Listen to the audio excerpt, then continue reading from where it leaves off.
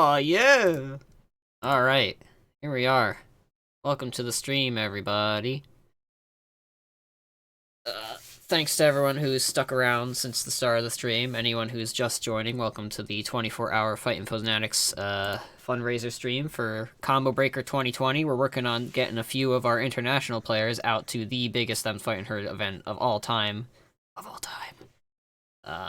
With me here today is me. My name is Candel. I am the guy who runs the Crayon Cups, and I make some tutorial videos on YouTube from time to time. Last few stream segments have been pretty fun. A lot of fun, stuff. Got that arcade mode with Arcanel. Got to watch him suffer. We had the we had the randomized first to 10 between Linkster and Arcanel. That was fun. Yeah. I believe the lightning round tournament was also earlier. I was catching up on sleep because I'm going to be up pretty late tonight. So, this part of the stream is going to be a bit more laid back, not nearly as goofy and fun. We're going to be doing some sort of, lessons. Fightin Fanatics every now and then does something called Young Lions, where we bring up some topics to help players get better, and that's what we're going to be doing tonight. Laid out for us tonight is two topics. The first topic I'm going to spend more time on, and that is using footage from the game to, using your game footage to improve your game overall. Let me make sure I got chat on stream here. Knowledge stream, yes. Teach him how to beat Velvet. Know what Hamachi's for? Hamachi was for back in the day when Terraria servers didn't exist. You had to use Hamachi. Same for Minecraft. You had to, pretend to be on the same network. But that's irrelevant. You can see I have my wonderful desktop here. Kind of a mess, full of text documents. I take a lot of notes on everything. You can probably see I have a whole bunch of notes on different fighting game characters. But yeah. We're going to be talking about using footage from the game to improve your gameplay. Not necessarily your own footage, but we are going to be talking about that quite a bit. So, first question, let me open up a new text document here. Let's figure out how we're going to start here.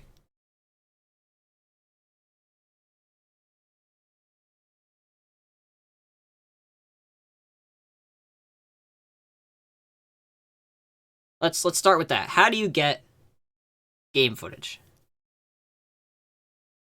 Well, there's a variety of ways you can do that. You can use a recording software, such as Open Broadcaster software, or, XSplit, or any variety of those things. I know a lot of graphics cards come with their own recording sort of thing. So you can record it yourself. So let's write that down. Record it yourself. Alright, number 2. Them's Fightin' Herds does not have this feature, but a lot of games do, and from what I understand, they want to get this implemented into Them's Fightin' Herds in the future. So, it's called replays. Now, replays are a thing you can find in games like Street Fighter V, Guilty Gear.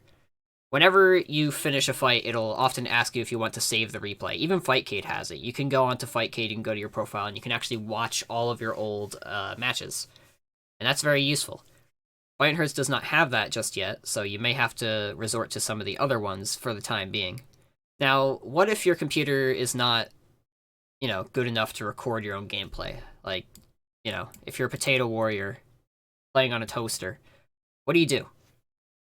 Well, you have another couple options. Number 1 is ask your opponent to record. Now, a lot of players in this game, especially high level, I know that Husky Bits, I know that I know that Dem, Linkster, MPK, they all have access to, recording software. So before you get into a fight with an opponent, you can ask them, hey, can you record this for me? And can you send it to me via Discord, Steam, whatever? And I'm sure a lot of them will be happy to oblige, It's always cool to help people out. And if you can't do that, what you can do is... Now, You may think that I'm just advertising for my own thing here, but bear with me. Enter tournaments. Tournaments have a lot of opportunity for you to, be on stream and have your matches recorded, even if you or your opponent are not recording your games. And you may also have commentary from the commentators that you can listen back to. I know sometimes my commentary gets off track during my tournaments, but there are often things that can help you out there if they are commentating in a helpful manner. Plus, when you play in a tournament, you tend to have more pressure on you, so you tend to, think about things differently. And when you look back on the footage of you playing during that tournament, you can see, hey, what was on my mind during that moment? So, how do I get game footage? You have these methods. Record it yourself, get open broadcaster software or something like that, OBS. It's free, so that's a benefit to that one.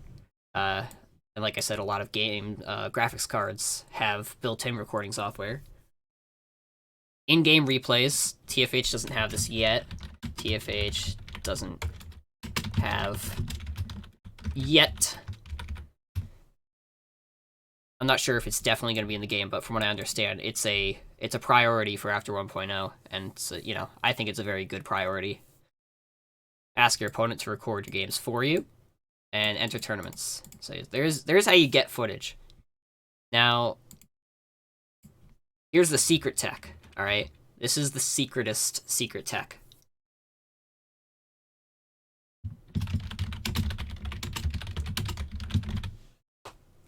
Watch someone else's footage. Now, that might be kind of a shock. Watch out. You may not have thought of this one, but you can actually learn a lot from watching other players play the game too. And we're going to be going over that quite a bit as well. You don't just need your own footage. Your own footage is very helpful because your own footage lets you figure out what your own personal mistakes are. But watching players who are better than you can give you insight into things that you could be doing, like combos, setups, how to play neutral. You can see something that a better player is doing, and you can pick up on that. You can take that and you can absorb it. You could just, meld it into your body, Be like Katamari Damacy and just pick it all up. So, now that we have ways to get footage, what do you do with it? Alright, well I have here, let me make this a bit smaller. I have here a gameplay replay from what I played against Amaron on Wednesday. This desktop. Don't you like it? It's great. Look at all these text documents.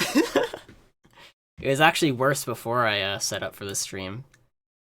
It was a lot messier. I moved everything in better spots. But I recorded a match specifically against a player that I know I have had a bit of trouble with in the past. And I did it a few days ago, and I don't remember everything that happened here. So, once you have your footage, whether it be YouTube, you record it yourself, I have the file here. You could go on, like, Twitch streams and use the VODs from that. You can download them if you really want to. You do you. But,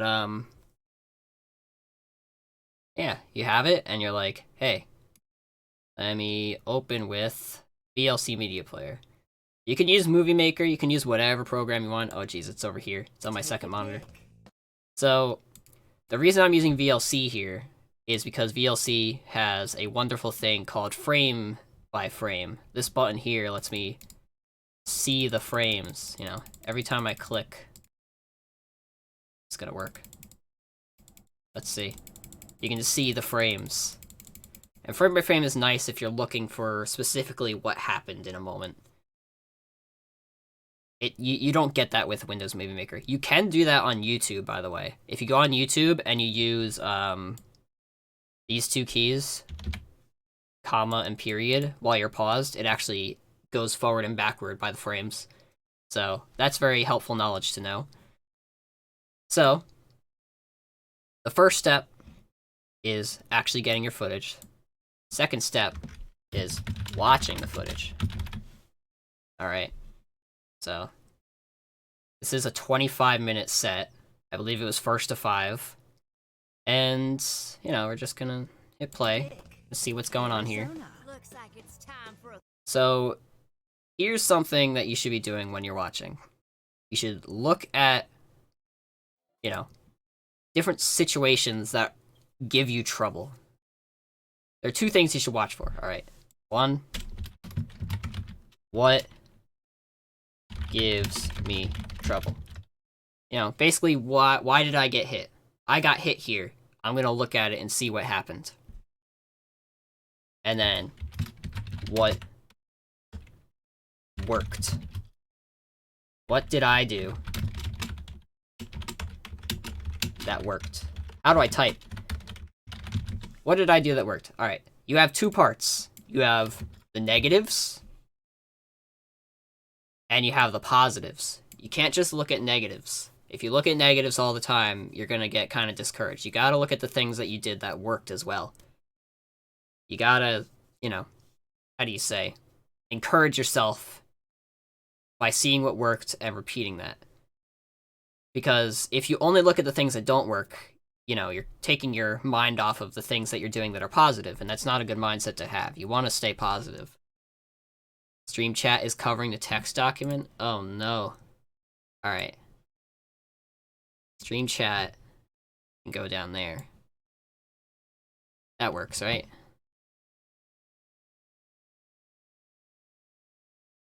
Okay. You can actually put stream chat. Yeah. So, negatives, problems, issues, and then you got your positives. What worked? Why did it work? You may not understand why certain things work at first. Alright, and that's a big part of this, and it's also a big part of watching players who aren't you play the game. Because you may not understand why something works, you only know that it did work. And if you keep doing things that work, you'll eventually understand why they work. You don't necessarily need to understand why something works to keep doing it, if it keeps working, you know? So let's get on with this. Let's hit play. I've no time for games, Brovine. Darkness don't scare me no. This is me, and this is Amaron. Very good Oleander player. He hasn't been playing this game as often, so I think he's a bit rusty here, but he still gives me a pretty decent amount of trouble, which is good. You can always watch... You don't necessarily need to watch clips of you losing. You can also watch clips of you winning. It's just... It's more helpful in the constructive department, like if you're trying to figure out what your problems are, to watch games where you're losing. But if you're trying to find out what your strengths are, it's good to watch when you're winning as well, because you want to build on both. Alright, let me make sure I got chat. If I can see it. Alright, let's go. Round 1. Fight. Alright, so obviously that didn't work. I tried to rope in neutral, I got fireballed. If we go back already, we can see, hey, this isn't necessarily a mistake on my part, it's just the fact that I was a little too late. That's not necessarily something that we need to note down. That's just bad timing in neutral. This happens all the time, you know? You can't look at every time you get hit and say, oh, I'm so terrible, I shouldn't do that ever again. Because it's clear that if I was just a little bit earlier, I would have roped him. So that's not necessarily something to note down, you know? You know, air blocking. There I just get anti-aired, you know, that's not necessarily something to note down just yet. If it's a recurring problem where I keep getting anti-aired, then I'll note it down, you know? There I didn't tech the combo, maybe I could have been teching. See, there I blocked the anti-air again.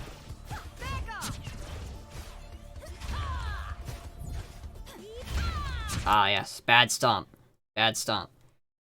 See, at my level, it's very difficult to point out what the problems are, and you might have this issue as well, because there, you just see I got jumped in on. Was that necessarily a problem to note down just yet? Or was it just, you know, bad luck? There I got caught while jumping forward, you know, this round is rough.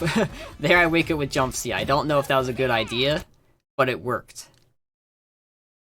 Now, this is a very difficult topic here, because just because something worked one time doesn't mean it's necessarily good. It worked there, I'll tell you that much. Wake Up Jump C is something I can throw into the mix, especially if they're trying to hit me with traps set up. Like, let's see. Jumped forward as he was setting the trap, and I got over it and punished him. I go for the reset. Reset worked. He blocked that setup. There it is again. I just do a bad rope.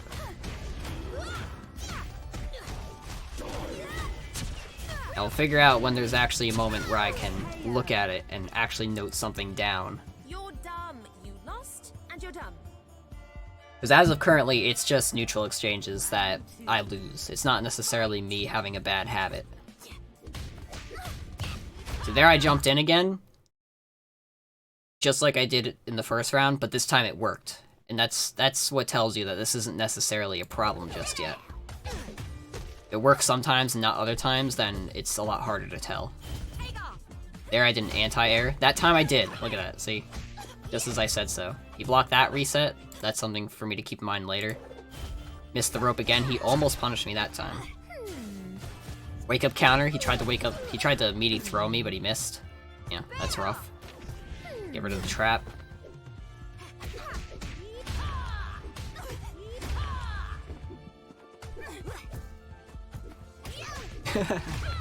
Oh man. Holy mode. This is not Amaron's part. This is me reviewing footage of me versus Amaron in the past. And by in the past, I mean 3 days ago. I haven't watched this footage since then. So this is an authentic experience of me watching my own footage. There's me trying to rope. That's something that I have to keep in mind a lot against Oleander specifically. Is it's very hard for Arizona to rope her if she puts out an air fireball. And I think I just had bad timing there. I could have reacted if I was faster. A react channel? Oh yes, Candel reacts to gameplay of himself. Watch out. See that? Here is something for me to keep in mind now. Because this is something I can actually learn from real quick. So you see there, I dashed forward and he hit me with this 2C. This is a low and it goes really far, right? Now, watch this. We're gonna look at the frames. I dash forward, and because I have input display on, there's ways to get input display when you're recording footage. I dashed forward exactly the same as last time, expecting another 2C, low.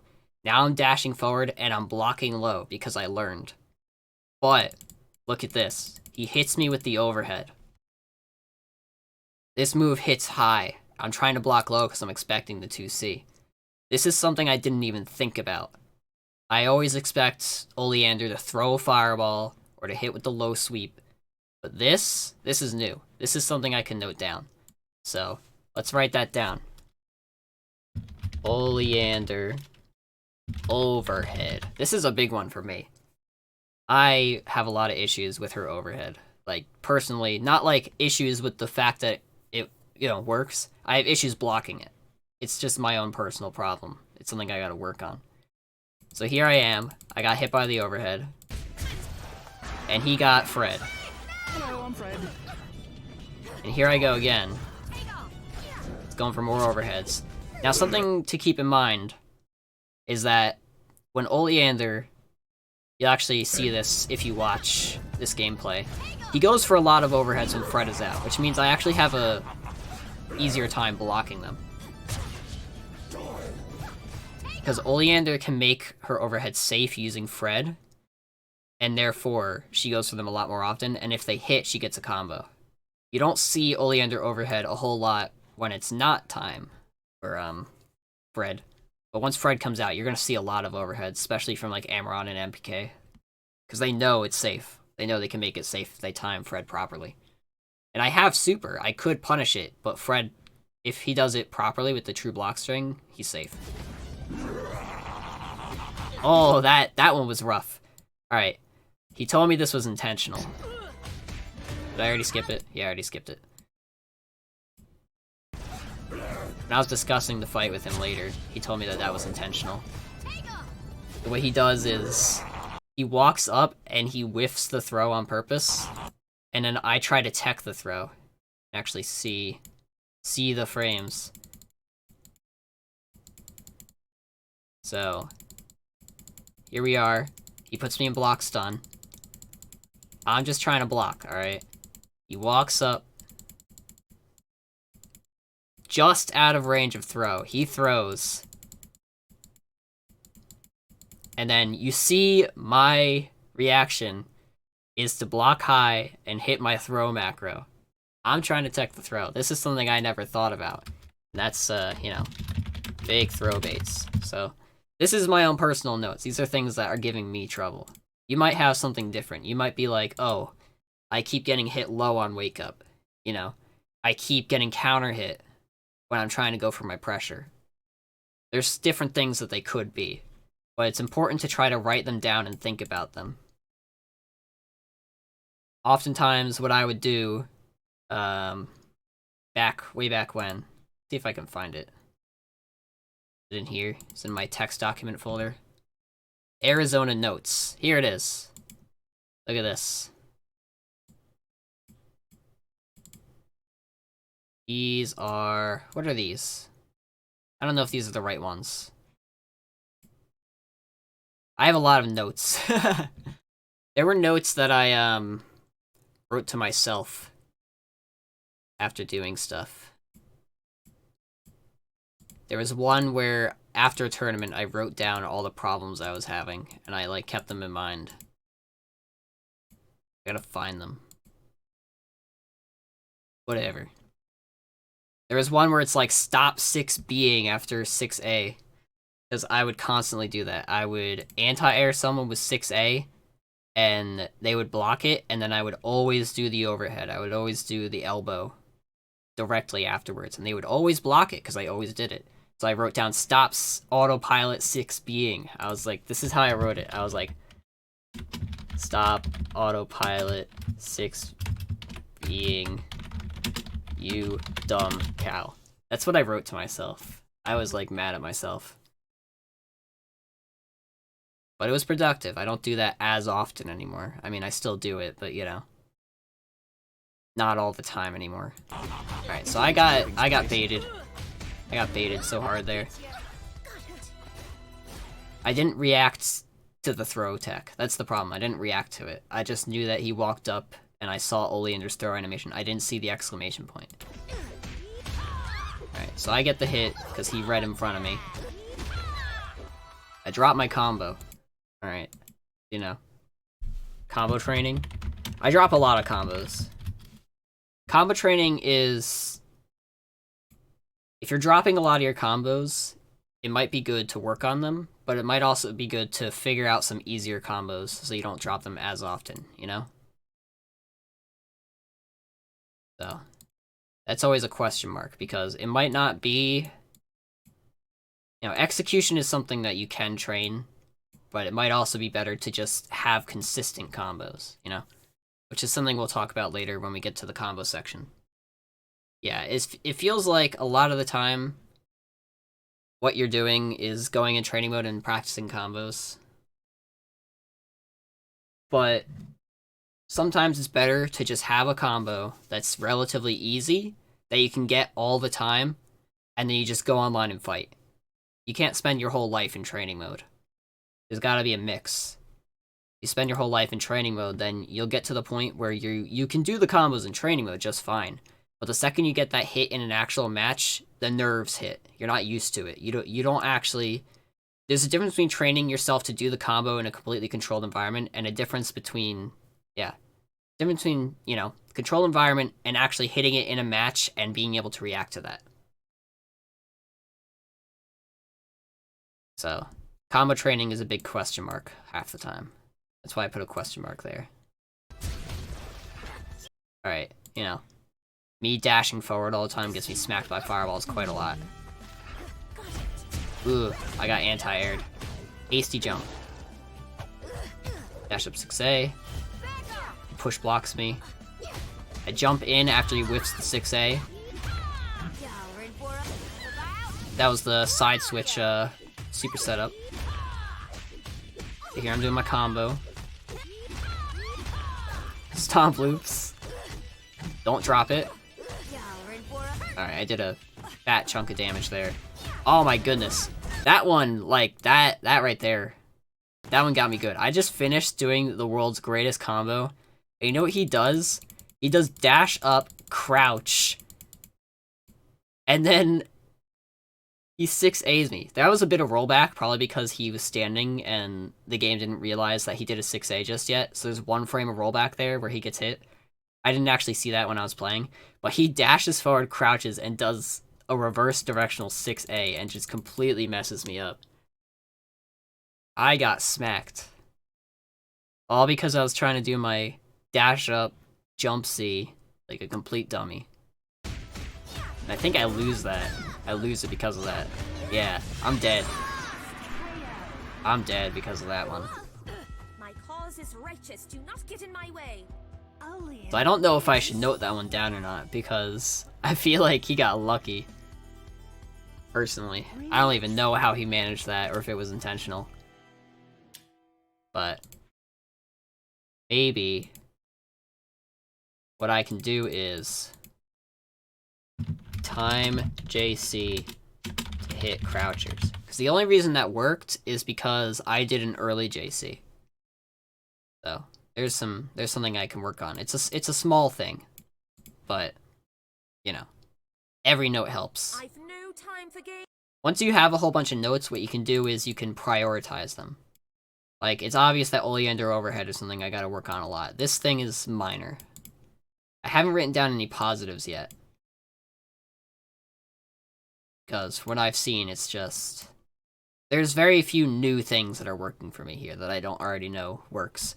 For you, like, you might see... There's an example that I can think of that happened in this set. Games, Brovine. Darkness don't scare me. It's too complicated. Round one. Yeah. Fight. This is a pretty, hefty topic for, Ooh. It's a pretty heavy topic for, this late at night, I'm sure. The games, Brovine. Darkness don't scare me. I'm like that professor that you're gonna fall asleep to. Put your head on your desk. It's over. Alright. So this is something I can actually write down. I noticed this. So, this is an Arizona-specific thing. Round one. So you see the round start. He starts, jumps forward, he's like, ah! He completely whiffs his jump C. And his natural instinct afterwards is to block. He whiffs his jump normal and he immediately tries to block. And what I do is I rope. So let's see. I can write that down. Rope after they jump. Actually, I gotta specify. 2D when they whiff jump.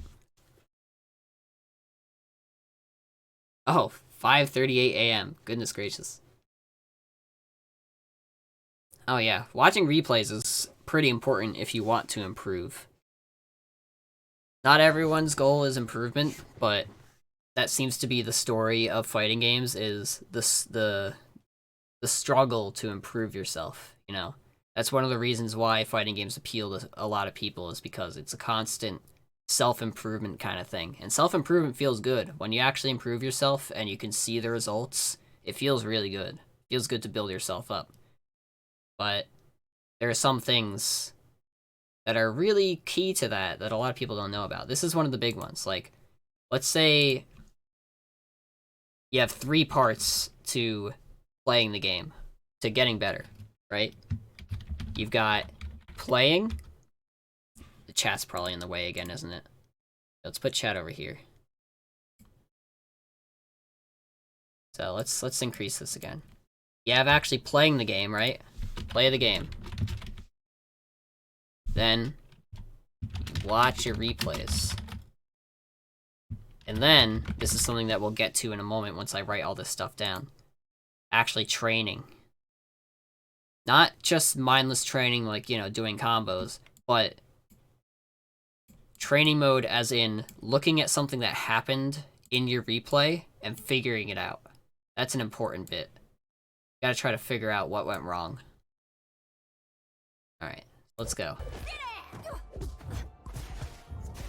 Here we go. Oh, that's one that works. Hold on. That's something I gotta note down. So I push blocked him, he got air roped. Let's get back to that spot. There it is. Alright. 412. 411. So I do the world's like latest jump A here. Look at this. Got a little bit of rollback because, you know, whatever. But I hit him. I got him. That's something I can note down. Where is that? Get this all the way down here. Late jump A. That one gets people good. That's a good one. Again, you gotta write down the stuff that's good, not just stuff that's bad. Because I can see that these two things worked for me, and if I can incorporate them into my game, I might do better. You know, it's not just about figuring out what's wrong with you and trying to fix that. It's also about figuring out what's good and keep doing that. I'm literally in the ground jump A-ing. Alright, I'm gonna open up Steam real quick. Alright, so first of all, let's look at Steam here. I'm gonna give you guys a really cool secret tech. So, in TFH, you set launch options, and you type in this, -debug keys. This is good. This is something that you want to do if you're gonna do some hardcore training mode. Now what this does, do -debug keys, alright? One word, -debug keys. So when you have -debug keys on, what you do is, if you press 0 while in the game, on your keyboard, it'll freeze/unfreeze the game.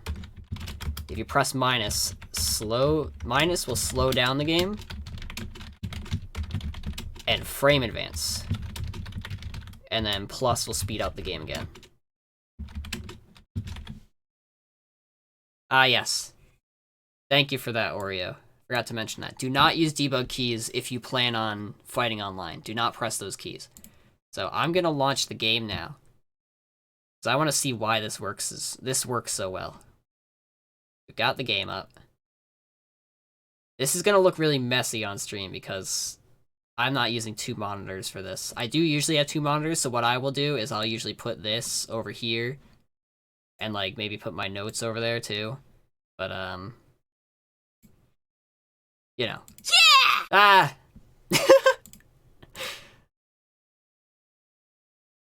Thanks to Anonymous for the $30. Shoutouts to absolutely disgusting Jump A. Cows should be ashamed. Good luck on Combo Breaker. I got startled. Alright, we got the game open. Where's my thing? So, here's the plan. First of all, I want the music to be a bit quieter. I want comfy training music. Now, my favorite stage to train on Arizona. is Velvet Wee Hours. Alright, this is nice. Can you play a game? No, I'm demonstrating how to use training mode to figure out why something's working. What you can do is you can contact me and we can play tomorrow. So, what we can do, this works for things that give you problems as well. Let me move this so I can actually see my notes a bit better. Yeah. So, you know, look at your footage, and you're like, oh snap, here's what I did. Did my little combo. I got the 2D knockdown. I did a short hop, and I did a super late jump A, and it worked. So, now I want to see, hey, how well does this actually work? So I'm gonna save state. Got that classic flash. I'm just like, so now what I can do is I can freeze the game using the minus key, and every time I press the minus key again, it advances by 1 frame. Now I'm gonna short hop, and I'm gonna see just how late I can do this jump A. Alright, that was too late. That gave me 5A. Now we try it again. I want to see just how low I can go. I want to see how disgusting I can make this jump A.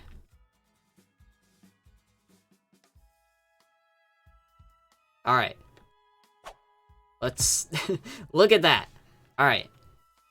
So, I can see from here that I can do jump A super late. And the reason for that, why is Oleander doing that? Oh, because that's my throw button on my player 2 side.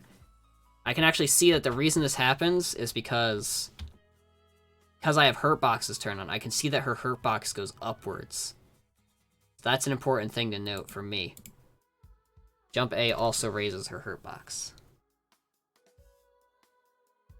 Oh yes, I can count the frames in my own footage here. I already know how late I can do this. This is something I've already labbed myself, but this is for example's sake. I know that I can do this on frame 30 of my short hop. Ready? 1, 2, 3, 4, 5, 6, 7, 8, 9, 10, 11, 12, 13, 14, 15, 16, 17, 18, 19, 20, 21, 22, 23, 24, 25, 26, 27, 28, 29, 30. That's the last frame before I land, by the way. And the reason it works is because, look at that, it looks like I'm about to land. Whoops, it went back up. I'm not actually landing just yet. Look at how far down I am. Her elbow is touching the bottom of the screen. What I use to have the input display on screen, it's a OBS, yeah, it's an OBS extension. MPK actually gave it to me. You can ask him, I think he still has it. I forget how to do it. I did it a while ago. What you have to do is, it doesn't come with the TFH buttons, so I customize the images and put them into the files myself. I think he has some sample ones. MPK is pretty good for that kind of thing. He knows what's up. But I know that I can do the world's latest jump A. Let's see how late I can get it. See, I'm not super practiced on actually doing it, like, not in slow-mo. There it is. This is something I can practice.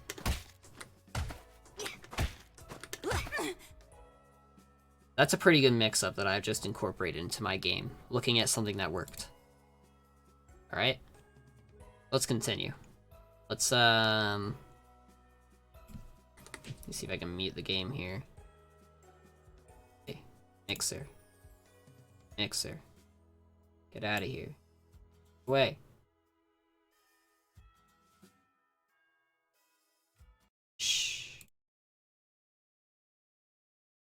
So. Back to this.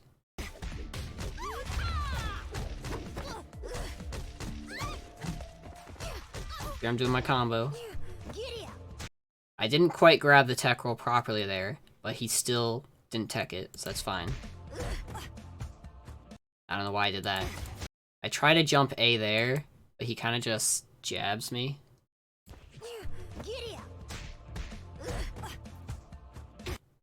So, jump A doesn't really seem to be the best jump in normal.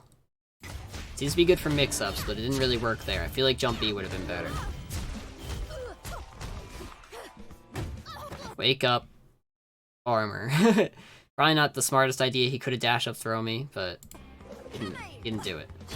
It's fine. Once again, I get hit by the wake up jab. That's something I gotta work on. Because I tried to go for the late jump A again, but he wake up jabbed me. So what I need to know is, can I actually go for that? I go into training, go into wake up options, right? I set wake up option 1, and I'm gonna see, to truly record a reversal anything, you kind of have to figure out how many frames. 1, 2, 3, 4. There it is. You gotta figure out which frame you actually have to press the button on. That's a real wake up jab. And it's only because I know how many frames it is. Something you gotta work on. Because it'll say reversal, but it won't always necessarily be a reversal if you used a button. Because there's no input buffer for buttons. So, did I actually set that? Yeah.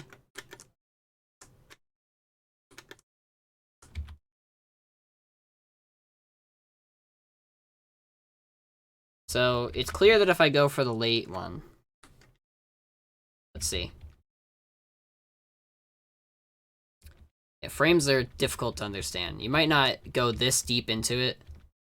2, 3, 4, 5, 6, 7, 8, 9, 10, 11, 12, 13, 14, 15, 16, 17, 18, 19, 20, 21, 22, 23, 24, 25. Might not always go this far into it. Alright, I can get a meaty one, but I have to time my short hop, like, perfectly. And if I do it too early, I just get jabbed, which looks like is what happened in the actual clip. Because Jump A actually only has one active frame. If you look in this little box here, you see only one red dot. That's it. If your fighting game experience is button mashing, then you might not be quite here yet. But for the future, if you're looking to improve, this is some good stuff. Like, watching your own footage and all that. If you're serious about it, this is one of the best things you can do. Alright, there I missed the punish on the 2C. So I can write that down. Punish, Oli, 2C. So I know it's punishable, and he didn't cancel it. He's probably waiting for something. He dropped his combo, and I didn't punish in time. That's something I could work on. There's something I did that worked that I don't actually do very often, and I can write that down. Anti-air armor headbutt. That's something I don't do very often, but could actually work really well. Yeah, memorizing frame data is rough. The best you can do is at least remember which moves are unsafe.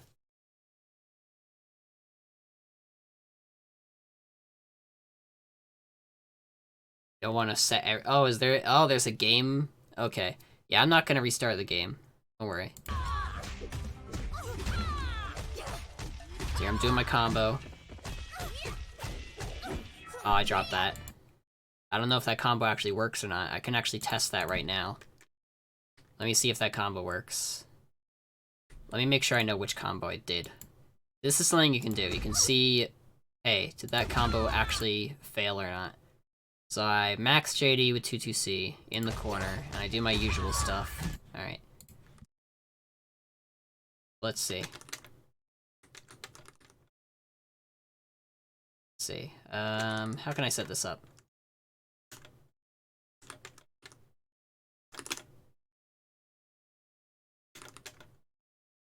That might work. Hold on.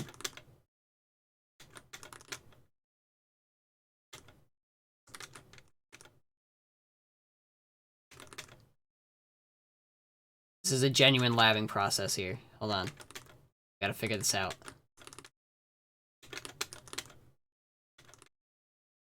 As you can see, my execution is not the greatest in the world, so if you think it is, think again.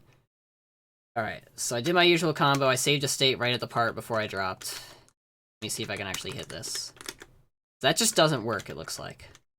I actually can't do that. So that's something for me to note mentally, is that I can't do that. What I have to do is this. Alright, cool. Yeah, safe, unsafe, and neutral is a pretty good way to think of things when you're just learning frame data and all that. I think the most important thing to learn is what your fastest attack is, which in this game is almost always the jab, 5A, and to learn which moves you can punish with that 5A. You don't necessarily need to remember the exact frame data of the unsafe moves, you just gotta, you know which ones you can do that to. Like, every character has a few key moves that you gotta learn are unsafe. Like, if we go in here, and we set... That didn't work. Set Oleander to dummy record playback. This move right here is very important to learn to punish. Like, I know I can punish that, but the timing is a bit weird. Let me make sure she's always blocking. Very important move to learn to punish. It's unsafe, learn to punish it. It's not necessarily important to learn to punish, this. I did note it down, just for my own sake, because I already know how to punish most other stuff. but the reason it's not important is because half the time she's gonna do this anyway. So it's not gonna matter most of the time. Yeah, T-shirt, 2-2D. T-shirt is not very important to learn how to punish just because it's so unsafe to try to punish that. Because, you know, she can command grab and that'll mess you up if you try to punish. It's better to just push block that. That's like matchup knowledge. Alright, so let's go back to the footage. There I dropped the combo and I just learned that that combo doesn't work at all. So I gotta remove that from my gameplay. So no 2-3-60 after. Oh, that's negative. I gotta put that there.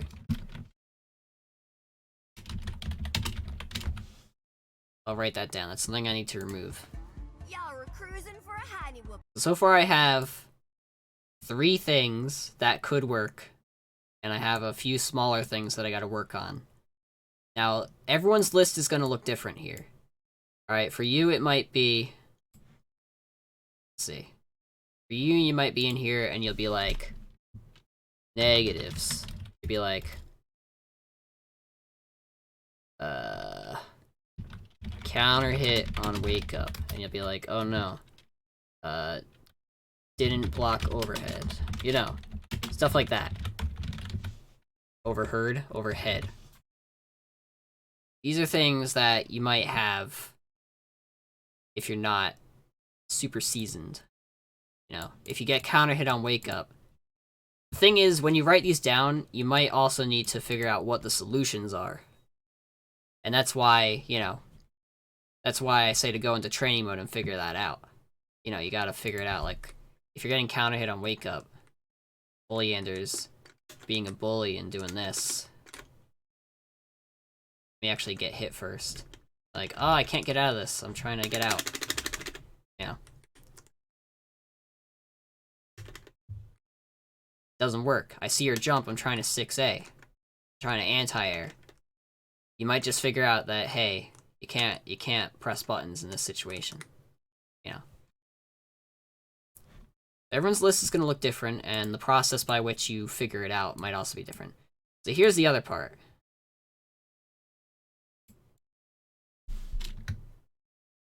So obviously you got to review the stuff. Something you can do, you can review it yourself, but you can also ask others to review for you. There's a lot of people who are perfectly willing to look at your gameplay and see what you can improve on for you. Because, you know, you might not be able to spot what's wrong. But if you ask someone who's better or knows more, they might be able to figure it out for you. And they might be able to help you with figuring out these solutions.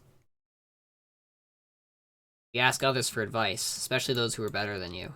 Because they might know more than you. You ask, like, the best Paprika player you can think of, how to do something with Paprika, or how Paprika does something. They might have some advice for you. And it's always important to try to test that stuff out first before, you know, just immediately accepting it. You always want to figure out how you can incorporate it yourself. And it might not always work immediately, because there might be something you're missing. You know. We'll get to that once we're watching someone else's footage. I took a round there. Finally back to this footage here. That didn't work at all. The reason that didn't work, and I know this, is because this is something I've been watching for. I have to learn to react to this. This is a Arizona thing. That didn't work because something I caught on to Amaron doing during the set was anytime I would do 2-2A, he would jump afterwards. I thought he would block it. If I did something else, I would have comboed from it, but, you know. That was a good rope. I tried to go for that mix-up, he started blocking it, and jumping a lot. That wake up 5A hit me so bad. Alright. That was not a good idea. Something I need to work on myself is just jumping over fireballs instead of blocking them, so you know. Jump over fireballs. Something I can put in there. I tried to counter him. I was just out of range. I could have supered him there. That's something I gotta remember. That's something I can look down, or write down. Is I hit him with a really far away 6A. Alright, let's see. Right here. I hit him with a super far 6A. That was like max range. And I completely dropped the combo. So I can write down far range 6A combos. I already have a pretty big list here, and I could stop right now and work on all of these. This is just from 5 minutes of footage. Alright, have a good night, Arcanum. I'm surprised you're not asleep already at this point. Jeez. Seems exhausted. Alright, that was obviously not a good idea there. I just got wake up buttoned. I always do that. I always do the headbutt into headbutt. That one didn't work out. Cross canter. That one worked. I can actually write that down. Maybe cross canter fireballs. Prevents me from taking chip damage and it gets them off me. If I didn't... There's a negative I could write down. Let's figure this out. I just got smacked here. I cross canter him. But I don't really know how to follow up on it. Maybe I could write that down. CC follow-ups. Not with 2 L's. Not with 3 L's. Double magic headbutt is so silly. It's so fast when it whiffs. Now, I already have... This is my own personal list here. Right here. All this. This whole section here. And that's from 5 minutes of footage. You can really get a lot of information from a relatively short clip.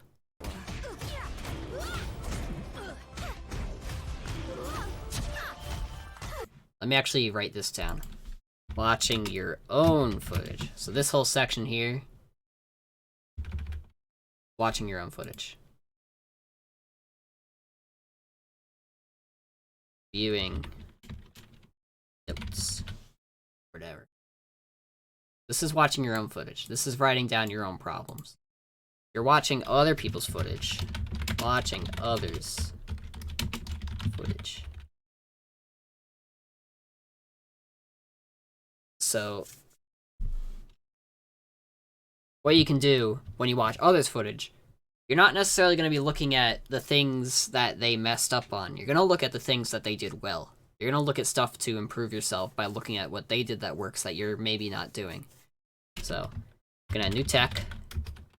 Looking at good combos. Looking at ways they deal with things that give you trouble.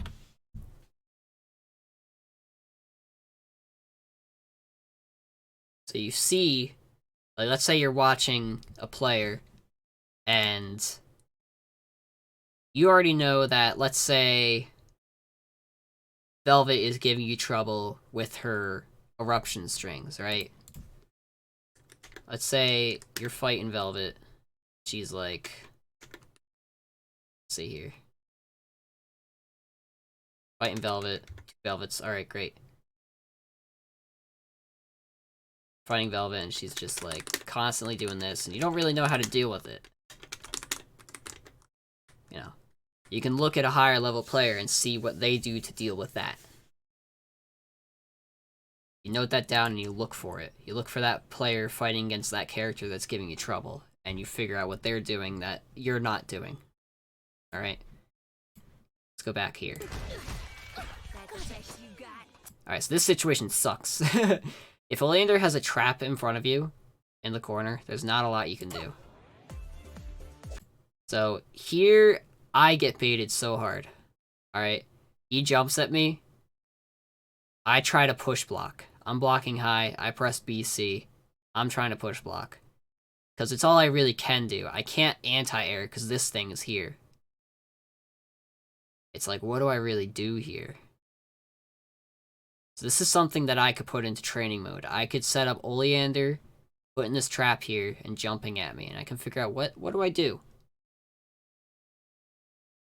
You see, Umbra's hit me with a suggestion here. And I don't actually know if it works or not.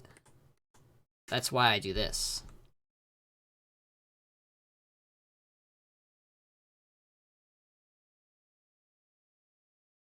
That's why I go into training mode. Volume mixer again. Come on. Come on. Ugh, I'm so bad at this. I don't touch volume mixer that often. Let's put Oleander out here. I'm in the corner.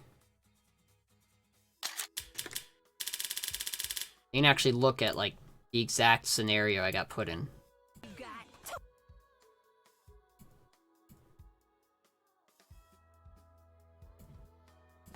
Like, what put me there? Alright.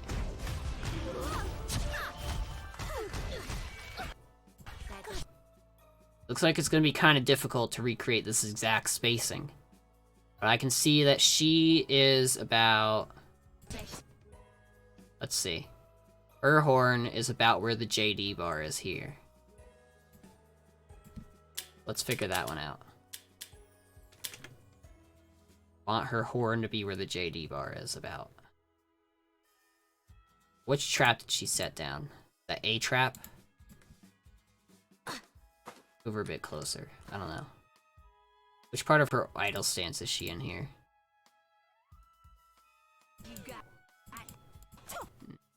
She crouched for a second.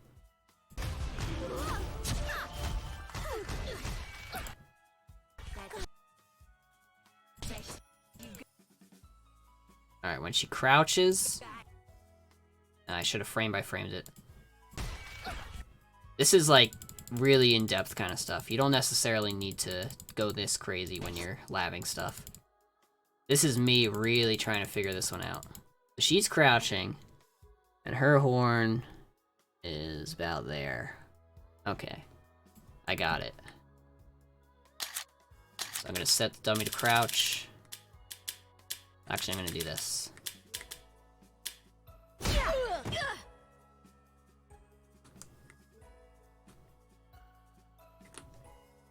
That looks about right. Reset that. Fun fact, if you hold A and D, and you press the save state button, it just completely deletes it, without you having to hold it. Now we hit both. Ouch. Do something like that. Darkness. Ouch. Alright. Darkness. So it's obvious I can't 2A it. Ouch. I get smacked. Darkness. Let me actually go to save state. I want to do the exact thing that Amaron did to me.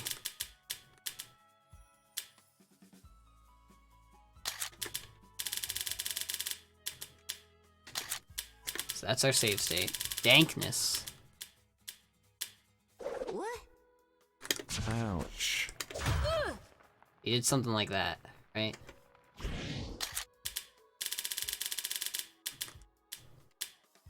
Darkness. Ouch. So I can't 6 AM. Ouch. Darkness. Maybe I can do something like that. Darkness. Ouch. This is actual matchup labbing right here. This is looking at one specific scenario that messed me up and seeing what can I do about that. This is something that training mode, this is what training mode is for, really. This is training mode. Alright? Training mode isn't just about, you know, practicing your combos and strings all day. Ouch. This is what training mode is truly helpful for, I feel like. Is figuring out situations. Recreating a situation that gave you an issue and figuring it out what you can do about it. Ouch. So I can't do that. Darkness. Oh, Ouch. I may have found something out. Darkness. Ouch. So I know I can 2C it, Ouch. but I know if I 2C it, Darkness. oh, I can actually block. I can't block if he does a normal jump bait. Ouch. Darkness. Ouch. Darkness. Maybe I can do that. Ouch. Get out of there. You know, that kind of thing. That's only if I have magic. So, you know, you find solutions to problems. Go in training mode. Recreate problems. Find solutions. Yeah, if I had magic in the first place, then I could do that. But in this scenario, I had no magic. So, the real question is, what do I do when I have no magic? And my answer to that was up, back, and jump B, maybe. Maybe just up, back. If I see him jump, I just up, back. Or hell. Or heck, you know. Maybe I just up forward and block. Ouch. So that might not be the best idea, because then I get stuck in block stun. Air grab. Air grab might be a good idea, but you can see at this range, I can't actually... Ouch. Well, I can if he, At that exact range... Ouch. The problem with that is, if I air grab too early, Ouch. I'll get hit by his jump B. Ouch. Air grab isn't really the best anti-air. Ouch. See, for that I'd have to lab all the issues that he could possibly do, like the jump B, early jump B, J2C, all this other stuff. The main issue here is this thing. This thing limits my options. Ouch. Can't anti-air him in the normal way. Ouch. The best I can do is get him off my back with a jump B. Ouch. Question is Ouch. whether I can break the trap on the way down. Ouch. Which doesn't look like I can. Ouch. Darkness. Ouch. Darkness. The air grab is good if I know he's gonna delay. But you know, you find solutions to your problems. Can I edit? I just want to turn off the music. I don't actually want us to mute the whole game. Let's go. Take your pick. Arizona. I'll make you proud, Pa. Oleander. Alright, back to the footage. So there, I know that the reason I got hit there is because I was trying to push block the early jump A. So, autopilot push block. That's one of my big problems.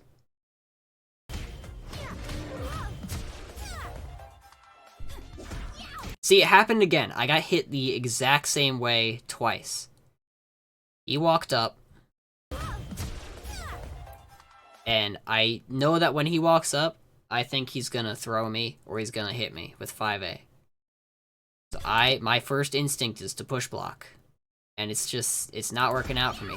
See, this is something I actually fixed about myself in this set because it's something that I was thinking about actively during the game, which mid-game adaptation is something else to work on entirely.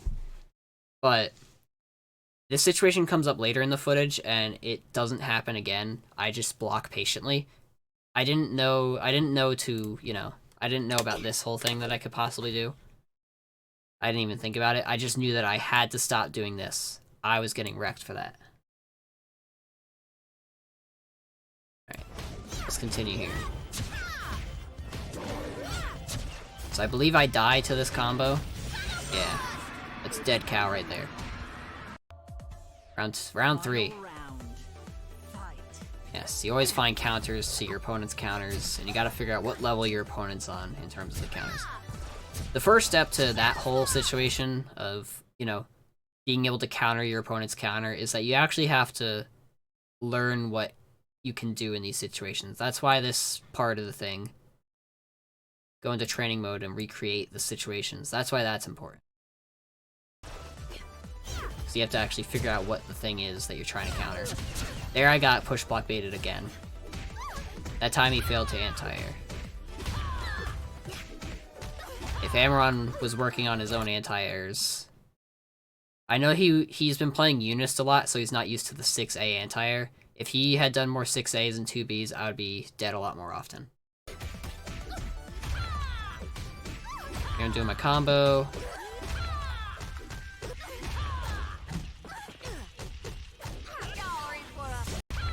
Okay, let's look at how much damage this combo does.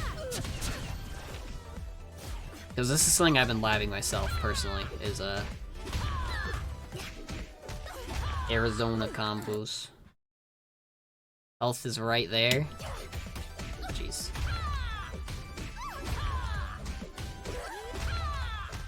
Eh. It's a lot. I learned that Arizona can do a lot of damage. I also learned that every character can do a lot of damage, as long as they're not Tianwo. Ah, there it is again. There's this situation that happened again that I described earlier, and I stopped thinking about it in the middle of the set. So I dropped my little... He blocks the reset. It's the same reset I did before, and I did the same options. That's the thing I gotta remember is... less predictable mix-ups. And then there's this. 2-2-A. Don't always 2D after. So I keep doing that. I always do that. I always 2D afterwards. I did it earlier in the set. I didn't 2D, and it made me drop the combo because I thought he would block and jump. This time I 2D like I usually do, and I do this a lot in the set. He always jumps afterwards. This is something I gotta keep in mind myself. I still do that, yes. And if I... You see that situation, he blocked the 2-2-A, right?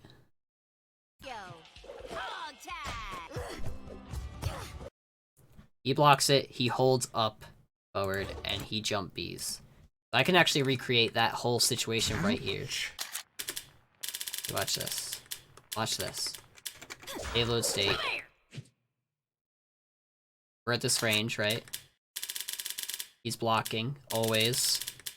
I go into block recovery options, and I do the exact thing that he did. Let's jump forward, jump B.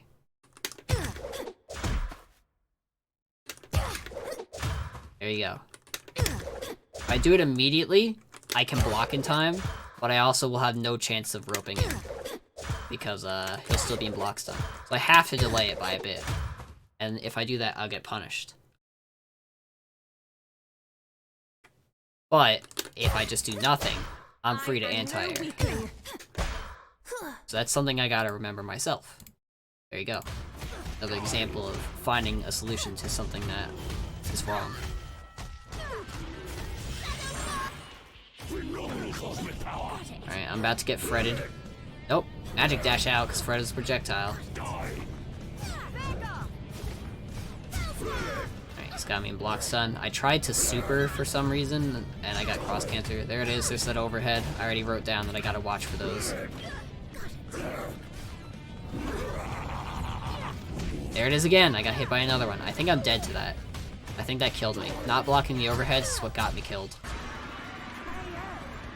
So that's the first two games against Amaron so far. So we got a lot of information. Look at all this information we got about, yeah, my own gameplay. This is my personal list. Your list might not be as long.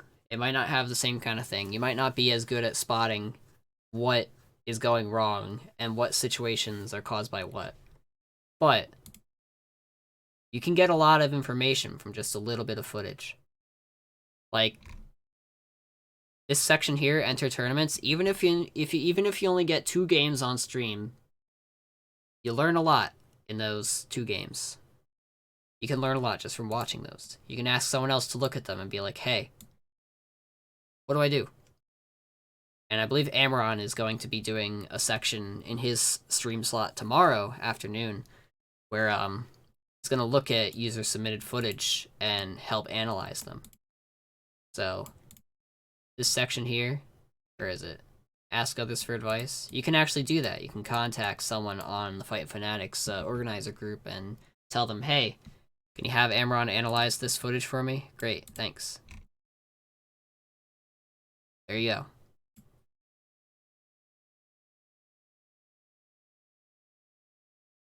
Not sure how much more of this we should watch. It's been a solid hour and 10 minutes now, and we've only gotten through 7.5 minutes of footage. That's pretty crazy. Look at all the information we got in those 7.5 minutes of footage. Let's talk about, for a moment here, let's go into the concept of watching someone else's footage, alright? Like, let's say you go to, like, twitch.tv/whoever, whichever TFH player is really good. You could, like, go to a Blaze or Enma if you're looking to be a Velvet. You go to me or Bubble Boots for Cow. You go to, like, I don't think all the players necessarily Twitch stream this game that much, but there is footage on YouTube. You can look up certain player names that you might want to look and see what their footage is like. Like, you can look up Husky Bits or Arcanel if you're Tianwo, and so on. So you find the footage, and you know that this player is more experienced than you. And what you can do is you can look at their gameplay, and you can see something that you don't do. From here. Like, let's say I am new Cow player number 420. Alright. Who is this guy? This guy is a good Cow player, I think. It might actually just be a fluke, but I'm not sure. Let's see what he's got. Alright. He did Stomp. I don't do Stomp. Oh, look at that. He did a combo from Stomp. He was out of range. That's something I need to figure out, actually. Let me write that down. Alright, no, I'm new Cow player number 420. I don't really understand what's going on here just yet. In fact, I'll probably never understand. Why did he do that? What was that? What is that thing?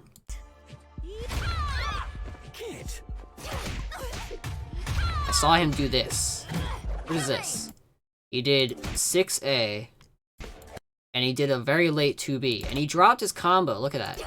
Look at that. He dropped his combo. Why did he do that? What's the point? You want to do your whole combo. I don't get it.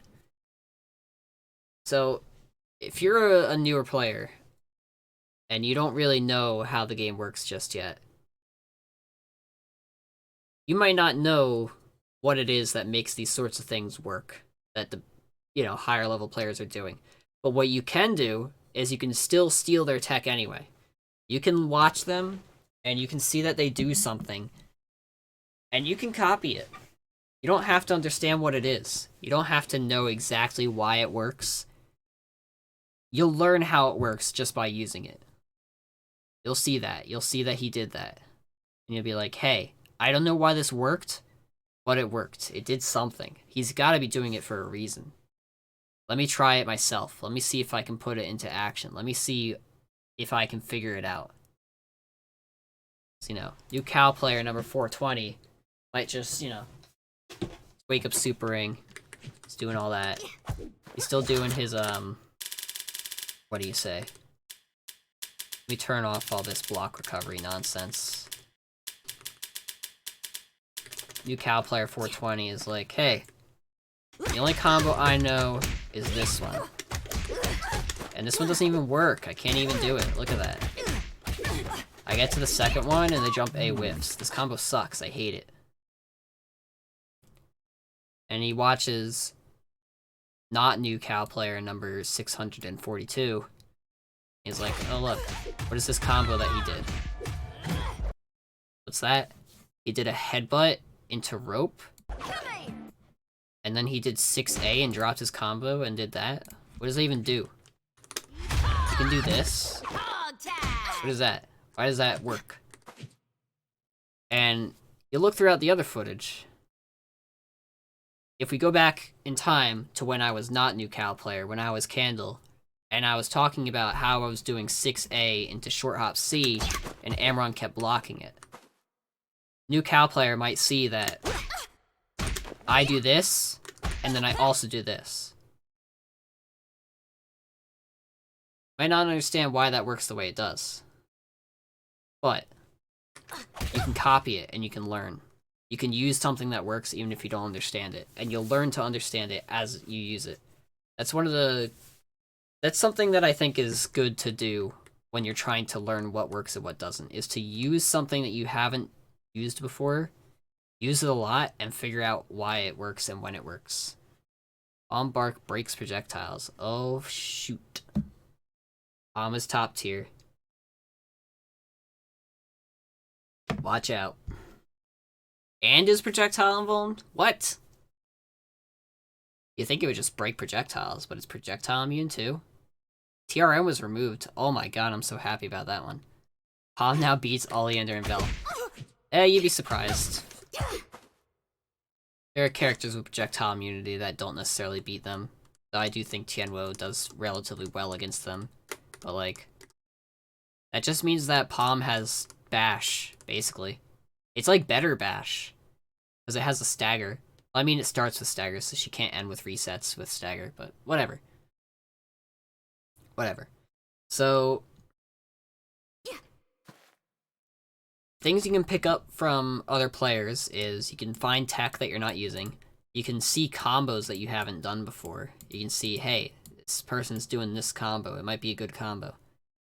And you can also see, you know, again, if you write down something that is giving you trouble, like, oh, let me see here.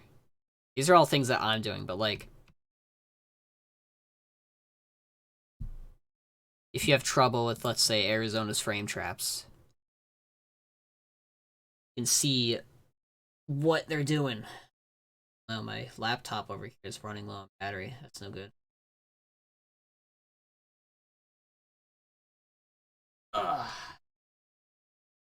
Yeah, you can just look for the things that give you trouble. You can ask other people to help you out. You can look at better players. If you can't find your own footage, you can look at other people's footage and pick up on stuff from that. Maybe a bit more difficult to figure out what your flaws are if you don't have footage of it, but you can still improve even without it. And there are ways to get footage of yourself even if you personally can't record it. Like, you know, ask your opponent. Tournaments. Good stuff. It's a new cow player number 420. Sees that Mr. Candel drops his combo. That combo must suck. I'll do that one. Alright, here I am in that same situation again. This time I actually tried to do 6A just to see if it would work. I was doing some in-game labbing here. I was experimenting mid-set, and it did not work at all. But he didn't get the combo off of it. Thank God for that. New cow player 420 sees that. Oh, Oleander always does these strings into Fireball. How do I get through that? Oh, this cow player did that magic headbutt thing. I didn't even know that existed in the game because I don't use lassos. How did he get that? How did he get the magic? What is that move? We figured that out. It worked. All you know is that it worked, and it looked good, and that you should probably try doing that. And you'll figure it out. You'll learn why it works as you use it. Because you may not understand things the first time you try to do them, but as you use something, you know, as you use things, you grow to understand them more. The more you use a tool, the more you master it, even if you start off having no idea how to use it. Let's see here. I've got a lot of notes already. I didn't expect to write down this much stuff. Jeez. Let's, like, decompress it. Oh, even when it's decompressed, it's a lot. Jeez. I thought it was just, like, all cluttered because I made it small, but no.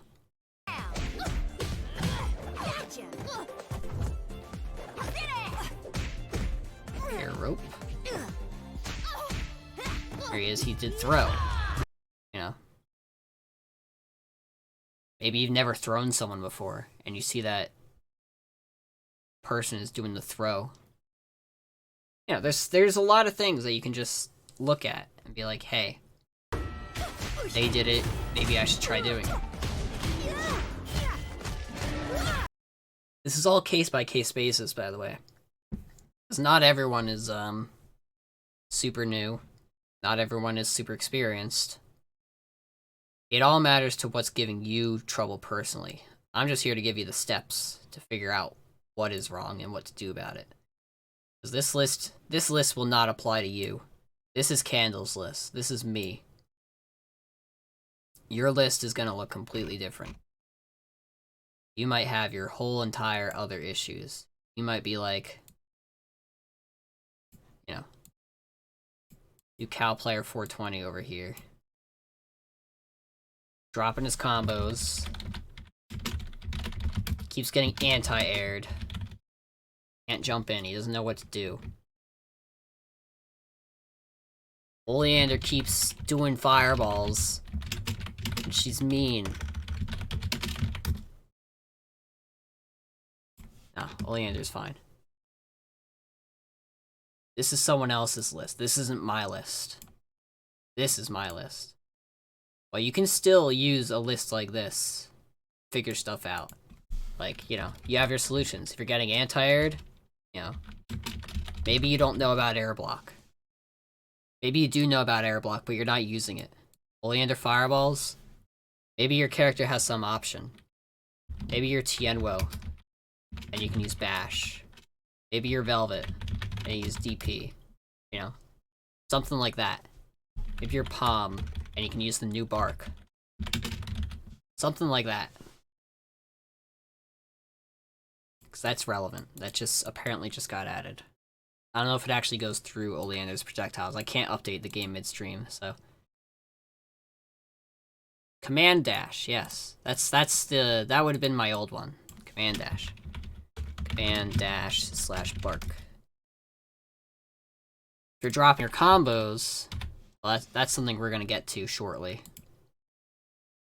I've got another hour and a half here, so we're gonna talk another half hour about this, and then we're gonna get into the combo section.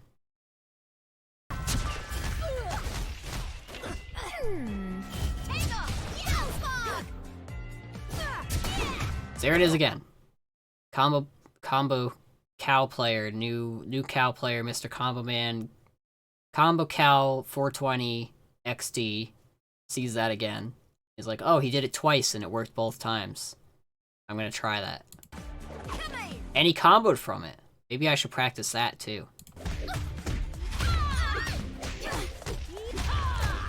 Let's say you're Oleander main number 690.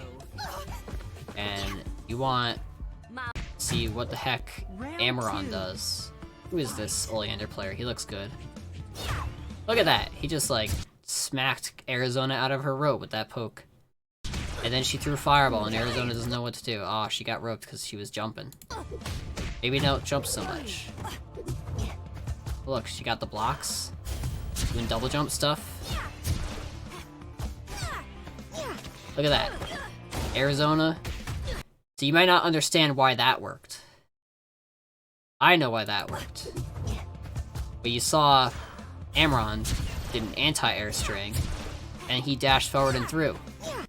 Even though that 2C was unsafe, which you might not even know if you're a new player. You might not know that that move is unsafe. But, you know, when you're watching Amaron, that sometimes he does that move into the fireball on block. And at that time, he just dashed forward and through. And it worked. That's something you can just try to copy. Oh, look, a cool combo from throw. Maybe you don't know what to do after you throw your opponent and you see that. You're like, oh, maybe I can try that. Maybe you can ask Amaron for a combo file of that exact combo that he did. Because that's something that, look at that. You need to add that, because this is something that this game has. That not a lot of games have. I think it's one of the only ones. Combo files. Very good stuff. You want your combo files. If you don't know how to do a combo, and you see a good player do that combo, and you can get in contact with that good player, you can ask them, hey, can you help me with this combo? Or at least give me a combo file for it so I know what it is, and I can look at your inputs. Cool, thanks. Great.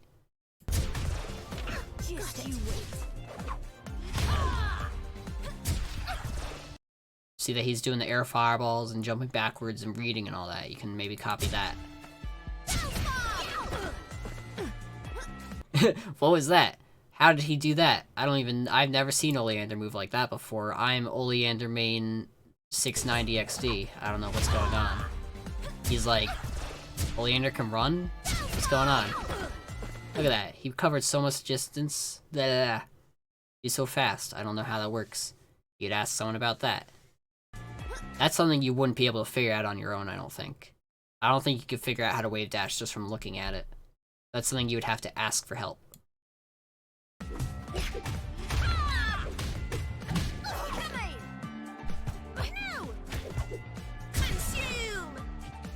See, push blocked into the magic fireball. That's been hitting me a lot in this set, I believe. That's something you could write down. Oh, push block and then throw magic fireball because it's fast. Maybe you don't know that that's why it works, but it'll work. Double jump strings. Why does he keep doing 5A instead of doing the whole string? Oh, he got anti-aired. There's that string again. Why did he do that? He did jump forward into nothing, and then he jumped up and did jump B. Why did he do that? You might not understand why that works, but if you try it out, it might work, you know. I keep repeating this, but it's something to keep in mind. Look at that. Why'd he do that? Why'd he just jab while Arizona's doing pressure? Why did it work? First he did that thing, it made no sense. Arizona did pressure. And he just like, yeah, I'm gonna jab you. But he wasn't like, you know, mashing it out. And he hasn't done that before. He rarely does that.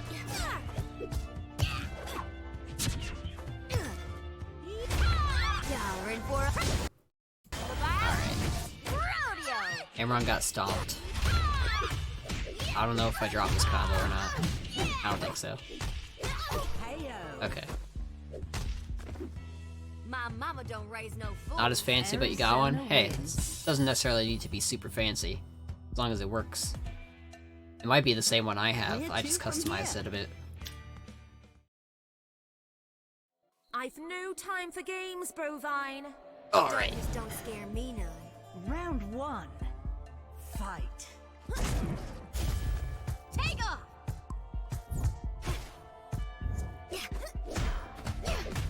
Anti-air short hop B. Is that a thing that works? There he is. He did it again.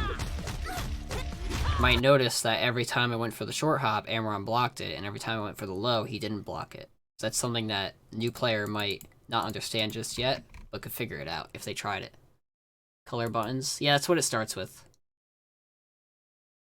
Alright. I think we get the point of what you do when you're watching someone else. You look for the things that they do that works, and you're like, alright. This thing worked. I don't know why it worked, but it did. I'm gonna do it anyway.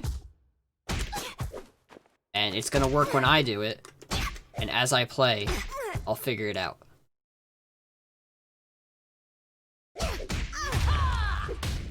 I need more power.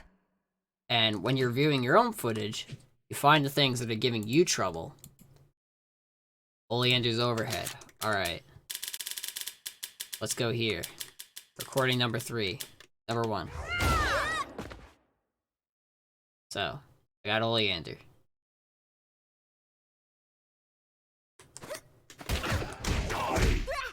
Let's do this. Alright.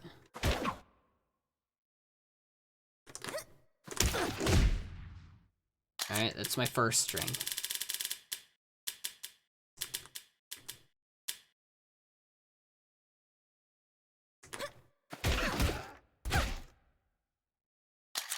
There's my second string.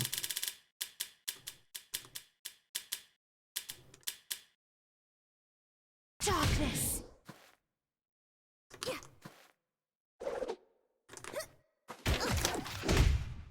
I got 3 different strings with 3 different timings for her overhead, right? So this is something I can do. Nuh-uh. Nuh-uh. I have to actually set it to random. I forgot. Random. I don't know which one's coming. Nuh-uh. Nuh-uh. Now, obviously, I can block that in local. But, if I turn on the input delay, it might be different. Nuh-uh.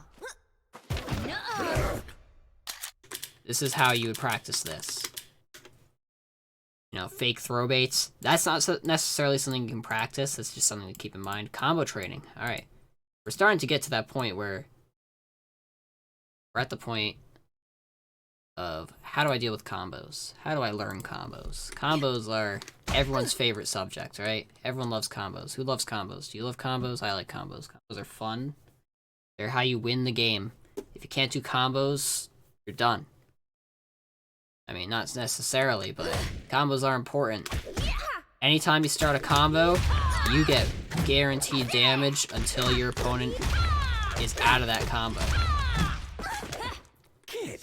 And if you don't finish that combo, or if it's not very long, that's essentially free damage that you could have gotten. So combos are important. Alright? It's guaranteed damage. You gotta figure it out at some point. Warning, battery is low. I can't look at my laptop. That's unfortunate.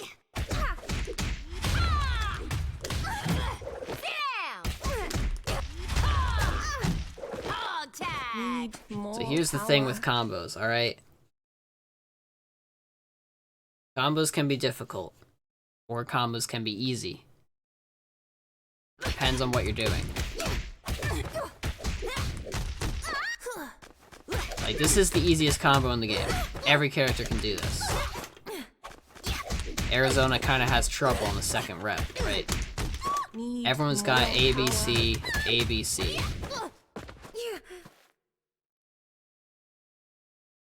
Yes, Oreo is correct. And this is something that I mentioned earlier about the cycle of playing the game. Cycle of playing the game here. You play the game, watch your replays, and then you go into training mode. You can't spend your whole life in training mode because you're gonna learn these combos. You're gonna learn like some crazy nonsense like this. You're gonna be like, oh, look at me, I'm doing this crazy combo. And then you're gonna hit it in a match, you're gonna hit the starter, and you're gonna flub it up. You're gonna be like, oh, what do? I forget. Because you're not used to the actual experience of playing the game just yet. When I first played this game, what I did was, I did some of Arizona's combo trials, and then I was like, okay, I kinda understand a combo. I'm going online now. I figured it out. The reason I play Arizona to this day is because I didn't feel like going through every character's combo trials and figuring out which one I liked. I just knew that Arizona was there. I picked her first. I figured out a combo with her, and I wanted to play the game online. You don't have to spend your whole life in training mode. Training mode is there to supplement this part. This is what's important. You play the game. Training mode isn't all... It's important, but it's not where you should spend all your time. You learn a lot more by actually engaging with other players and playing the game than you do by just sitting in training mode all the time. Because in order to effectively use training mode, you have to figure out what your problems are first. Training mode isn't just combo training, you know? You can use it for that, but it's not the point of training mode. The point of training mode is to figure out what your problems are and to find solutions. That's why they call it the lab. You're experimenting. You're not just... It's not boot camp. You're not repeating drills over and over again to learn your combos. Like, yeah, combos are important, but if you have one combo that you can always do, that's better than having 30 million optimal combos that you drop 80% of the time because you're not used to hitting them in real matches. So how do you learn a combo, though? Let's actually talk about, combos. You got your combo, right? Anytime the opponent's in hit stun, they can't break out of it, called a combo, because they literally can't do anything until they exit hit stun. Mash your face in the buttons. Alright, let's see how that works. Alright, I got my mix box here. I've got my face. Dang it.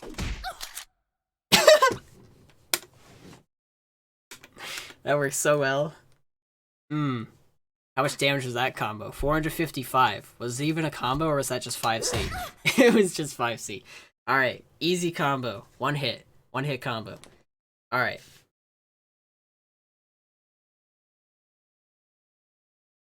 It doesn't have start on the front, I just bound start to the front. I did that because it's easier to hit select and start than, you know, having to move my hand all the way. It's specifically because of recording combos in this game, by the way, because to record combos in this game, whenever you mess them up, you have to press start, press stop, press start, press start. You know. It's... yeah. That's why it's like that, alright? The exact reason. 5-second to pause. Yeah, you get the life lead, and then you pause the game. And then you can't lose. Alright. So obviously, everyone knows about combos. You've all seen the combo videos. You're like, oh man, I want to do that. That's cool. But, how do you actually learn how to do them? Alright. First step is actually knowing what the moves in the combo are. Alright? Because if you go in here, and you're like, oh look, I got a new subscriber on my YouTube channel. Great. Maybe I should turn off YouTube notifications for the time being. That'd be smart. I don't actually know how to do that. I'm not going to figure it out right now. So, look at your crazy Arizona combo, and you're like, what the heck are these things? Look at the steps, and it's like, man, that's a lot of things. I don't get it. I don't even know how this works. What is this? What's that? Why are the 2 default Arizonas? I don't know why I'm dropping my words right now, my word combos. That the best you got? I'm not in the combo groove right now. As obvious from these drops. Just you wait. Why are there 2 default areas? Yeah, that's what I just said.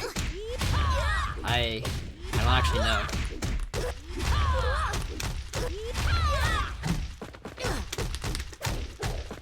Look, I did it. So, if you have no idea how to do that combo, you're gonna have a very hard time trying to do it. Which is why, you know, it's important to learn how to learn the combo. That's what we're doing. We're learning how to learn how to learn. I am learning you. So, when you practice a combo, it's best to do it in several steps. Let me record a new combo trial real quick. Let's say I give this combo file here. Right, that was great combo file. Right, what's a good beginner combo? Let's go with something like. Gotcha. All right, that's a good beginner combo for Arizona. If you ask me what a good, consistent, and easy to do combo for new Arizona players to do, there it is. That's a nice, easy, consistent combo. Alright, you don't even have to start with ABC. You could start with, like, BC. You could start with jump C, you know. There's a lot of things you can start with, and that combo will generally work. No matter what you do. You'd start with the whole chaining sequence, and it would probably still work. Let's see. Might have to time that a bit differently. Look at that. It still works. I went through the whole chain. We're out of range for that. That's unfortunate. But if you're new to the game and you're not used to the inputs, learning something like this might be a bit of a daunting task. You know, not everyone is familiar with execution. So the best way to learn how to do a combo is to break it up into chunks, alright? You can take every little bit of this combo and break it up into a little chunk. Let's see here. You got stand AB. You got BC. If you're just learning ABC, there's 2 parts to that combo. You have to do A into B, and you gotta do B into C. So what you do is, you make sure you can do B and C, A and B. You gotta make sure you're consistent with both of the separate steps before you can start combining them. This is probably the best way to learn combos, is to break it up into little steps And once you figure out how to do each individual step, you can combine those steps. So if you know how to do ABC, right? You know how to do ABC. Relatively easy. You just press the 3 buttons in order, right? Now here's the hard part. This is the part that might be tricky if you don't know how to do it yet. C into stomp. Let's say I'm new and I don't even know how to stomp yet. I see this in the combo, and I'm like, how do I do that? Well, the input's there. Down, down, A. So the first step is actually knowing and being able to execute your special moves. You actually, yeah, that's the very first step, honestly, is knowing how to do the moves that are in the combo. Seems pretty obvious, but, you know, you gotta break these things down. So, I know how to stand A, I know how to stand B, I know how to stand C. Know how to A stomp. Know how to C stomp. Headbutt A. I know how to do that. If you don't know how to do that, if you're not consistent with it, you might want to practice that until you have it relatively down. Like, alright, I know how to headbutt A. I know how to headbutt C. And what's the last part of this combo? You know, you can't really see it. Lasso grab low. Oh, I know how to do that one. That one's pretty easy. So now you have to break this into steps and figure out how to do each step. So, ABC is probably the easiest one. Get that out of the way. Don't know how to ABC. Don't know how to chain your normals together. That's very important to learn. If you're a beginner, you know, chaining normals is the easiest way to combo. You don't actually have to necessarily do a 30 million hit combo to be good at the game. Short combos are better than no combos or dropped combos. Which is why the Magic series, this little thing here, is important.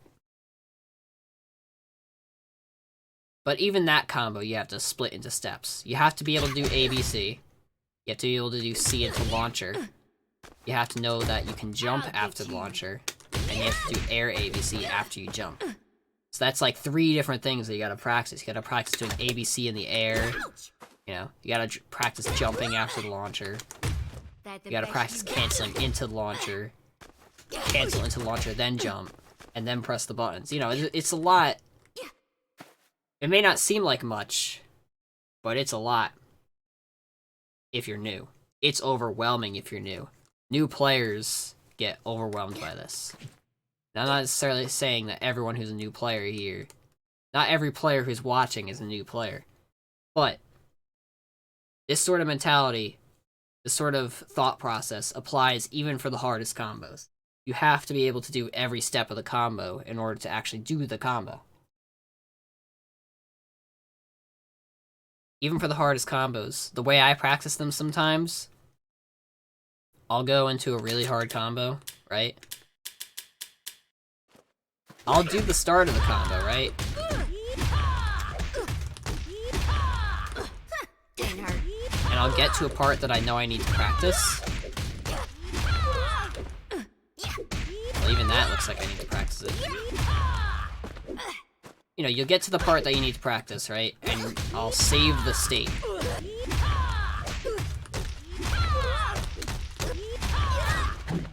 Well, that didn't work, did it? I'll save a state at a part of the combo that I know I need to practice. These 2 Arizonas are confusing me. Hold on. This is really... Alright, first of all, save state only. Second of all, I don't want to be the same color. Arizona, Arizona. I also don't want to fight Arizona. I like Paprika better. Paprika makes fun noises when you beat her up.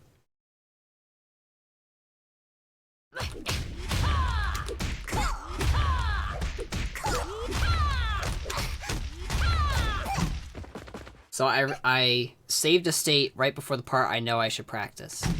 I know I need to practice this part here.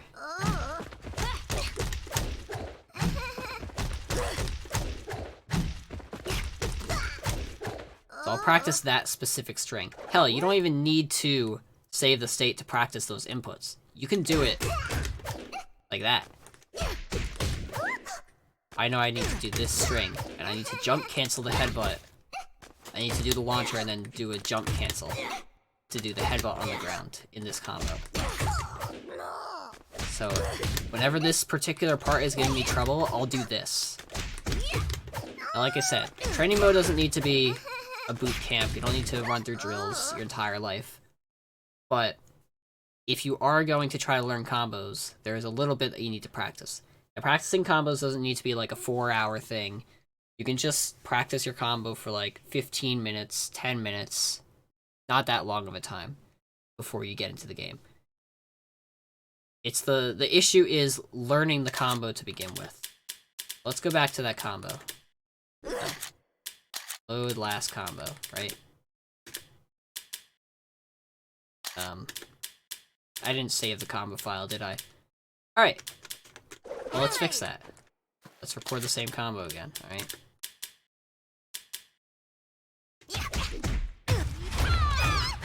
Gotcha. Actually, let's make it simpler, just so I'm not here all day. Tad. Alright? So here we are.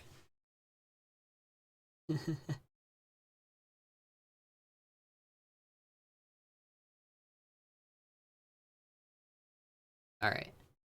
So, Tyrannus, you got a pretty good point there. But here's the thing.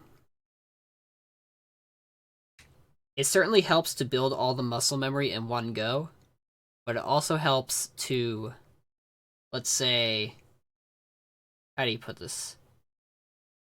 It helps to have these separate muscle memories in your, how do you say, toolkit. That way you can piece them together and you can use them in other combos. So, even though during this combo I should only do the headbutt A, headbutt C at the end of the combo, it is helpful for me to know how to do that separately from the combo, just so I can incorporate it into other aspects of play, other parts of the combo, and so that if I get a weird connect and I try to do this combo from, like, jump C, or, you know, I somehow start with 2 A's and my muscle memory is slightly different, I'll still have that in my mind. I'll know how to execute it, even if it's not part of the whole thing. That's the best way I can describe it. Because something like Arizona 236C into 2D, right there, headbutt C into low lasso, that's something you are going to do in a lot of different combos as Arizona. Like, you could do this. That's a completely different sequence. You could just do this. You could do this. A lot of different places you can put that exact execution. Yeah. Basically, learn how to do... I'm gonna put this in I'm trying to think of an analogy. It's basically like, instead of learning what the answers are for the test in the specific order that they're in, like, you know that it's A, C, B, D, you know that that's the exact order it's gonna be in. You should learn the answers for each individual question. Something like that. I don't know. School. Annoying. Try not to make this annoying. People hate school. Close enough.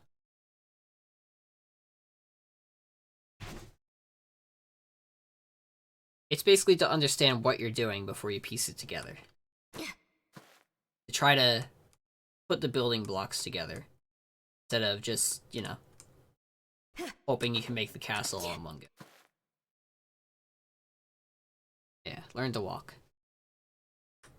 Once again, if you can do ABC every time, good. If you can do C into A headbutt, that's the next step. If you can do that every time, then you can piece together A, B, C, and that. Because you're combining the muscle memory of C into headbutt and ABC. You gotta learn both parts. the best example I can think of for this whole executional thing of learning is I could actually bring up the game right now. This is a completely different game, but it's relevant what I'm talking about here. Because there is a certain combo that is prevalent throughout this game. Jeez. Let's close that for now. There's a combo that's very prevalent throughout the video game known as Street Fighter 4 that gives a lot of players trouble. And the best way to learn that combo is, once again, to piece it together. I'm basically taking this concept from another person who has made tutorials on this. But let's say, you know, you're playing this fighting game here. I'm not even gonna mention its name just yet. Oh geez, I closed TFH. Oh no, I made a horrible mistake. But the very same concept applies to this nonsense here. Let me actually, you know, make it so they're not blocking. And this is kind of helpful because it applies to different games.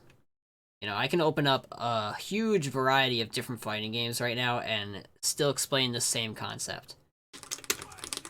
But, like, the same thing goes for this. You have to know how to do the Shoryuken. You have to know how to focus attack. You have to know how to focus forward dash. You have to know how to do an ultra combo.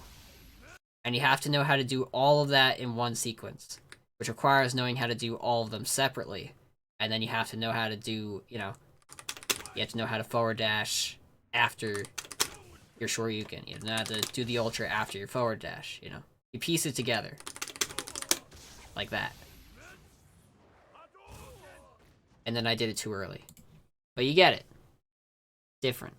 I gotta make TFH update, because I made a horrible mistake.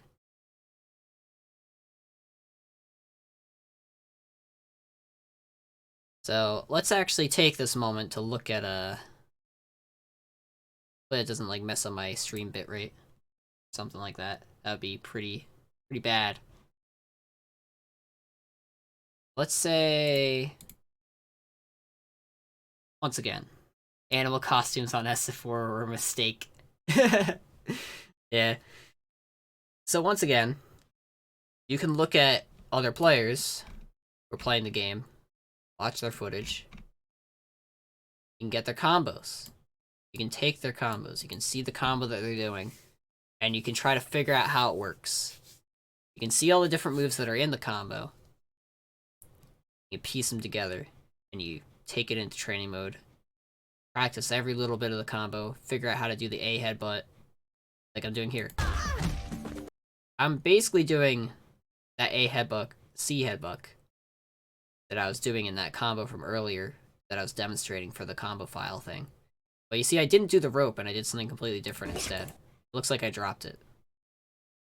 But if I only had the muscle memory to do 2D there, then I wouldn't be able to follow up from it. Is TFH ready to launch? Please tell me it is. Yes. Alright, we're gonna see this new update firsthand real quick. Whoopsie daisy.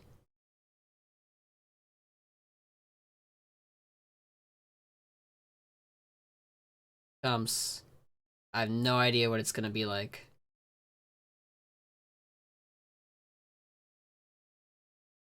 Main 6. I haven't seen the patch notes. Ah! It's different. It's all electric. What's going on here? Alright, we still got... Hey, it's me. What is this? Oh, jeez, it's moving. A bit loud.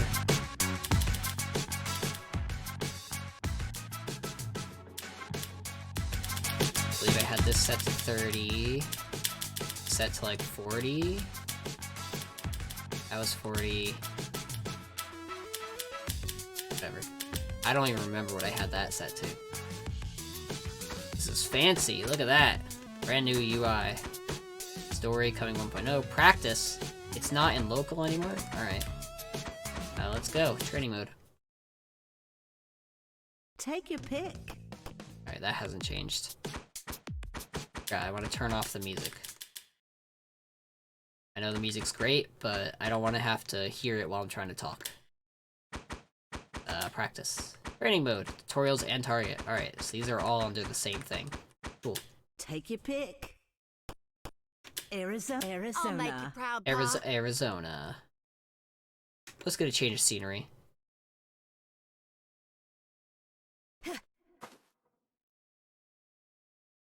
I think it reset my graphical settings too, so I might have some frames per second. Oh, jeez, my buttons!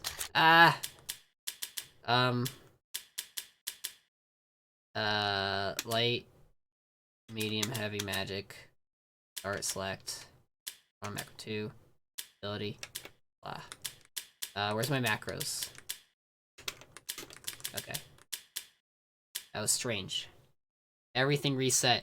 Yeah, you did warn me, but I also closed it like an idiot, so. This stream is in the patch notes? Oh, no. Yeah, they picked an interesting time to do that. Let me edit some of the video settings so I don't have frames per second issues.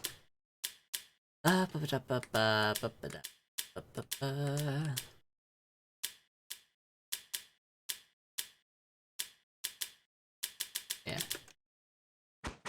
My PC's kind of a potato. So, go figure. Take your pick. Oh.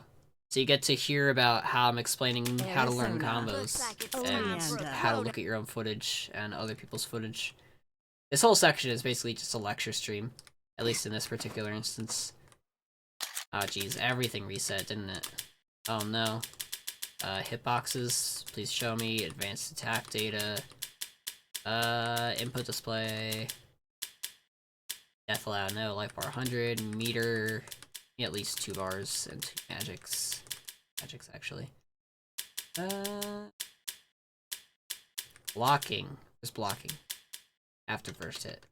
Alright, that's better. Alright.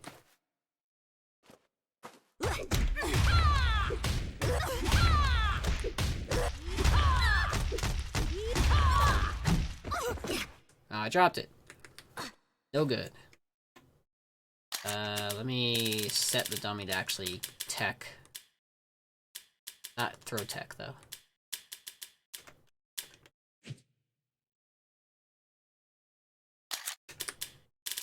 Was it?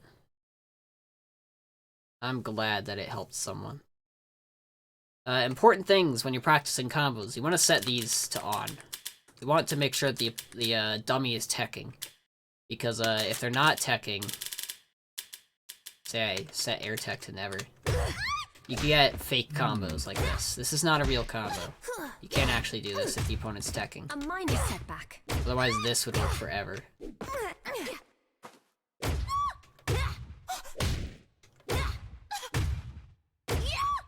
Combo videos. Look at that. That's not a real combo. I want to make sure the opponent is air teching. Very basic, but if you don't know that, now you know. And you want to make sure you have that. That's something that's important if you're going to be practicing combos. So, where's my sample combo? There's my sample combo.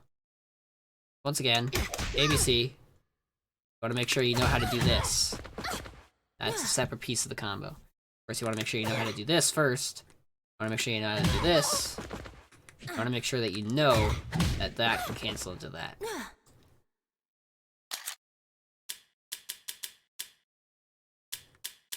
If you don't know how to do it, and you have a combo file, what you can do is you can watch the combo. And using this here, debug keys, or even the in-game actual options, you can go in slow motion, go to like 10%, 25% or something, and you can actually watch the combo file. And you can see the inputs of the person who recorded it. You're like, oh, they pressed the buttons, they did the motion. They didn't do a second input for the C headbutt. Maybe if you're an Arizona player and you don't know about that, and you see someone do that in the combo file, then you just learned that you can do a second headbutt just by pressing the higher strength button. don't have to do the motion. It says here you have to do the motion, but you saw that they didn't do it. So you just learned something new. That can help. Playtime's over.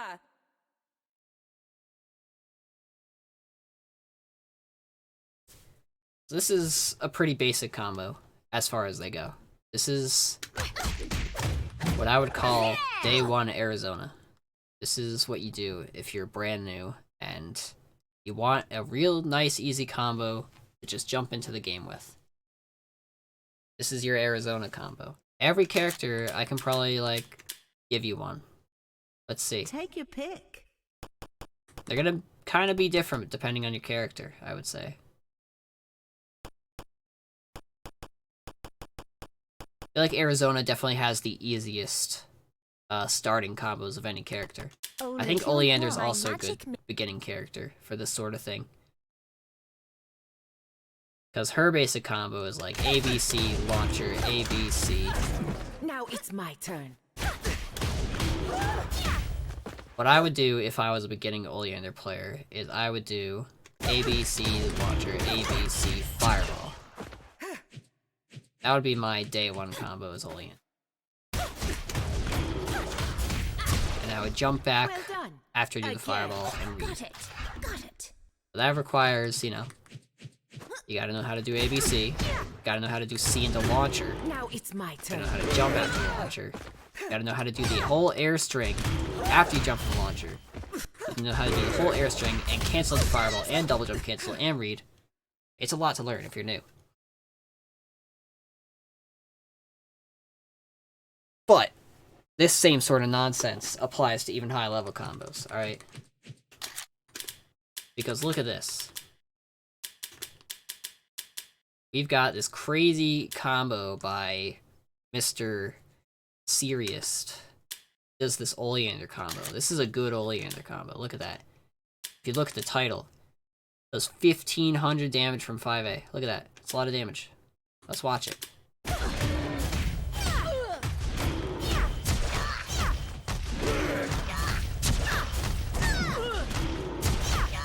Did you catch all that? Do you know exactly all the stuff that he did there, and would you be able to do it first try? Probably not. I probably can't even do that first try. Now, the way I could go into this is I could just be like... Just you wait. I could be like... you know, that kind of thing. I could just start from the beginning and just keep running with it until I get it. Which is how a lot of combo trials go. If we're being honest. I'll get you. When you're just learning a new character or a new game, whenever you do the combo trials, that tends to be how you go through them.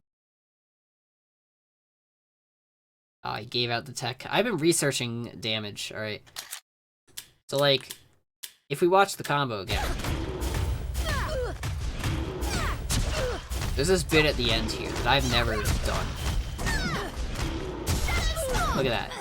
He does some crazy nonsense there that you might not understand, and I might not even understand. If I go to the view combo steps,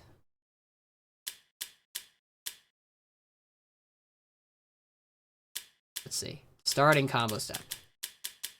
Launcher. Start at launcher. Now let me watch it. Starting at launcher. Okay. Apparently that's not how that works. But I can... Come on. Why are you not working for me, bud?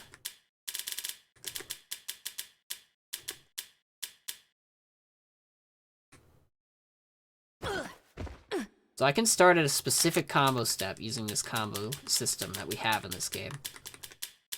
I can practice this one specific part if it's giving me trouble. And the best you got.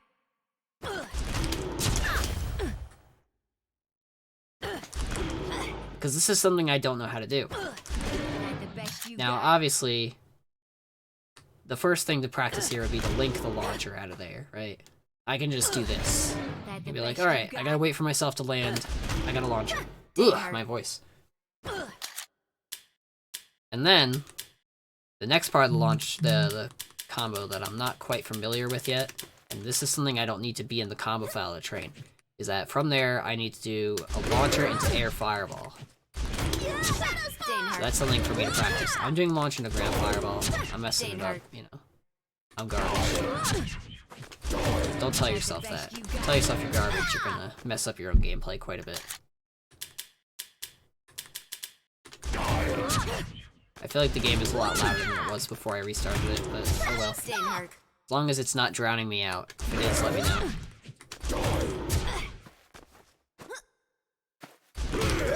Important that you keep a more positive mindset, because if you always go into the game with a negative mindset, you're gonna have a very bad time. You're gonna feel frustrated.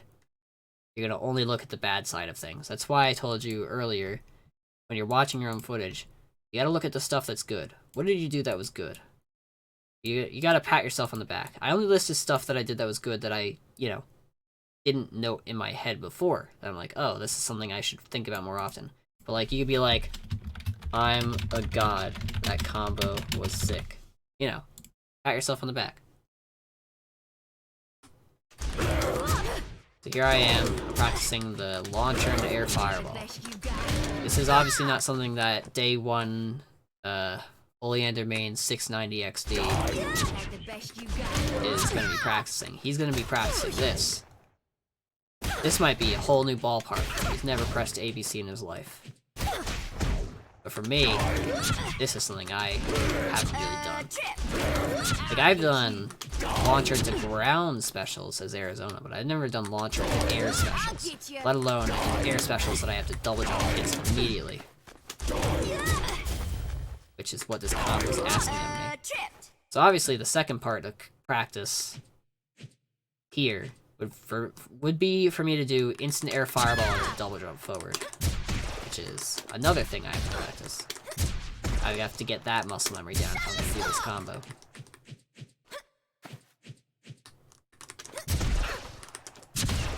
And it's important when you're practicing combos to make sure you can do them on both sides. Because if you can do it on player one side all day, the second you go on this side, you can't do it anymore. That's a problem, alright? Gotta go both ways. People might have their weak sides. It's important that you try to be as good on both sides as you can be. You don't want to get crossed up and then immediately lose just because you can't do your air fireballs on one side, you know?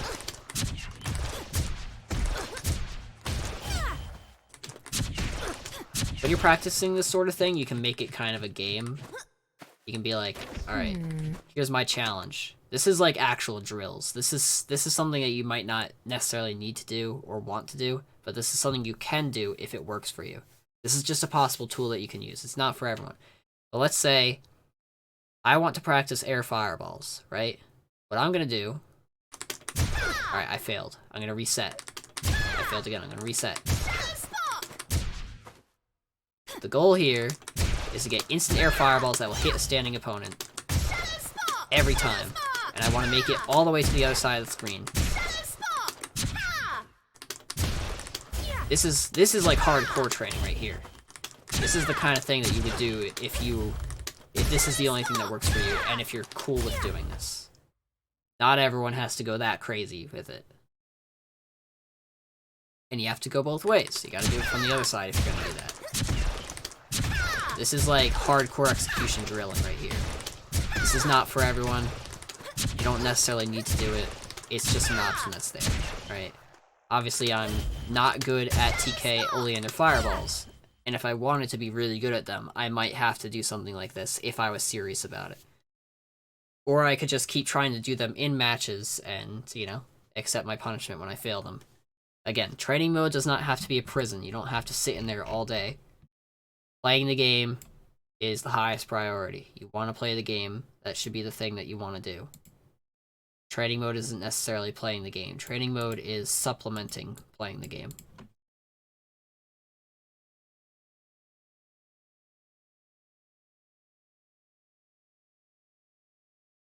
And I'm glad I saved my voice earlier, because it's going out. I got another half hour of this or so.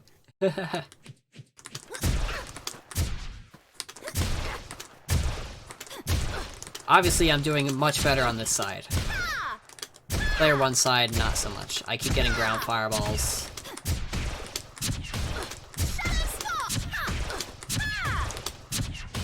Alright, I'm doing better. Never mind. Never mind. So this is authentic training. I'm just gonna tell you, all this stuff that I've been doing here is stuff that I probably would be doing if I was trying to improve myself normally. And everyone's case by case, you know. Your methods are gonna be maybe a little bit different. You might have different problems to work on. You might have different things that you pick up on when you're watching other people or watching yourself. You might need to ask people for help if you don't quite know what's going on, what's wrong. But these tools are here.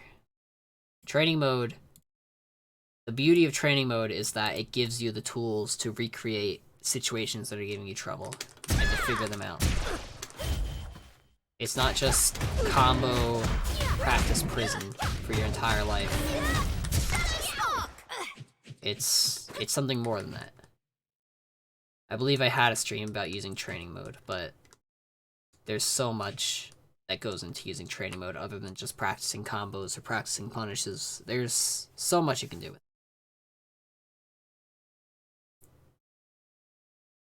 Oh, alright. So I need to turn the master volume down even more. That's what you're saying. Oh jeez, I didn't, like...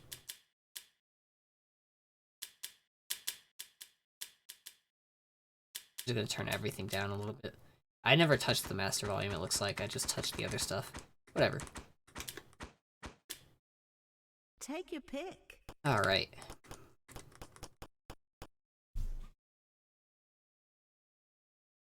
Amazing. I didn't even get halfway through that whole clip. There's so much more I could watch in this clip. No worries. We've been having a grand old time talking about combos. Oh, new hats? Oh, jeez. New hats, new everything. I'm in here talking about training mode. Oh, jeez. Imagine comboing. I'm gonna reiterate that it's better to learn a simple combo that you can do often and consistently than it is to try to do some like crazy, super high damage but really difficult combo that you're gonna drop 80% of the time. Because in general, your average damage will be higher if you just do the easy combo, you know? Feeling like you're bad? Well, whenever you're feeling like you're bad, what you can do is you can take a step away from the game. Maybe look back at what you were doing. Think about what you did that was good. Always think about what you're doing. Use the sandwich method, alright? It's like, what is it? There's like a thing that they say where you should always think about something that was good, then think about something that could be improved that was bad, and then finish with thinking about something that was good. Because if you leave on a high note, then you will have a better, how do you say? Eat the sandwich. Yeah, eat it all at once. Don't even think about it. Just all the good and bad all at once. Just wolf it down. No. Think about something that was good. So you start off positive. Think about something that you could improve on. So that, you know, you have something, you know, there's something you can build on. Usually thinking about the negative stuff is important because how else are you going to, you know, work on that negative stuff? But you don't want to leave on a negative note because that's going to hurt your mentality. So that's why you end with another positive note. Why would the good things be the bread? Because the bread is the important part of the sandwich. The bread holds it together. The meat, you could say that the meat is tastier and that it gives you more nutrients. It's more important. But the bread is what holds it all together. If you don't have the bread, you're going to fall apart.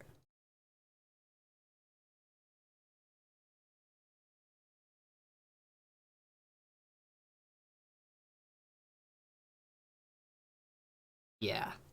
See, those are things that you can improve on. You could say to yourself, hey, I keep doing headbucks and block strings, even, you know, it's gonna get me punished. Maybe I should figure out a block string. But you also gotta think about the things that you're doing that are working. You can't just always think about what is bad.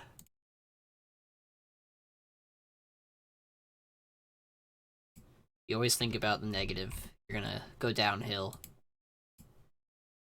Always think about... It's not always think about what's good, and it's not always think about what's bad. You have to have a balance. If you only think about what's good, then you lock yourself out of proper improvement. And if you only think about what's bad, then your mindset is going to become so deteriorated over time that you're just upset with yourself all the time. And both of those are unhealthy.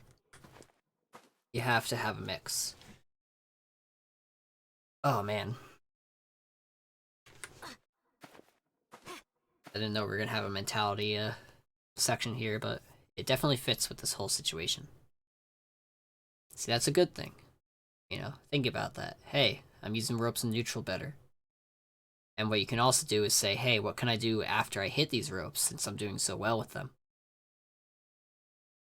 What can I do to amplify that particular part of me that's doing well? How can I bolster myself up? Say, hey, if I land this rope, what do I do afterwards? Because I am hitting these ropes more. So I should be able to do something better after them too. That kind of thing.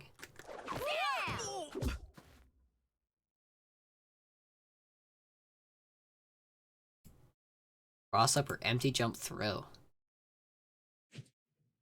And hey, you could ask someone like me or Bubble Boots, hey, what do you do after ropes? I'm sure you've seen me do this a lot. That's like my autopilot. But you can also do, you know, short hop overheads. You could go for empty jump low. That's a good one. Oh, my voice, help. Ugh, I got another half hour of this. Don't worry about me, I've faced worse. I lose my voice a lot when I'm at my summer job, because I gotta talk a lot, gotta teach a lot. Empty jump low is actually really good. You're like, hey, that works, I'm gonna keep doing that. Just drink water? I've been drinking water. Water doesn't fix your throat, it's not like it's a healing device, you know? It just makes you feel better for the 30 seconds after you drank it.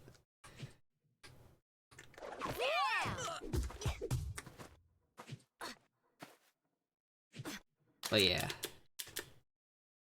Let's review. Take your pick. So.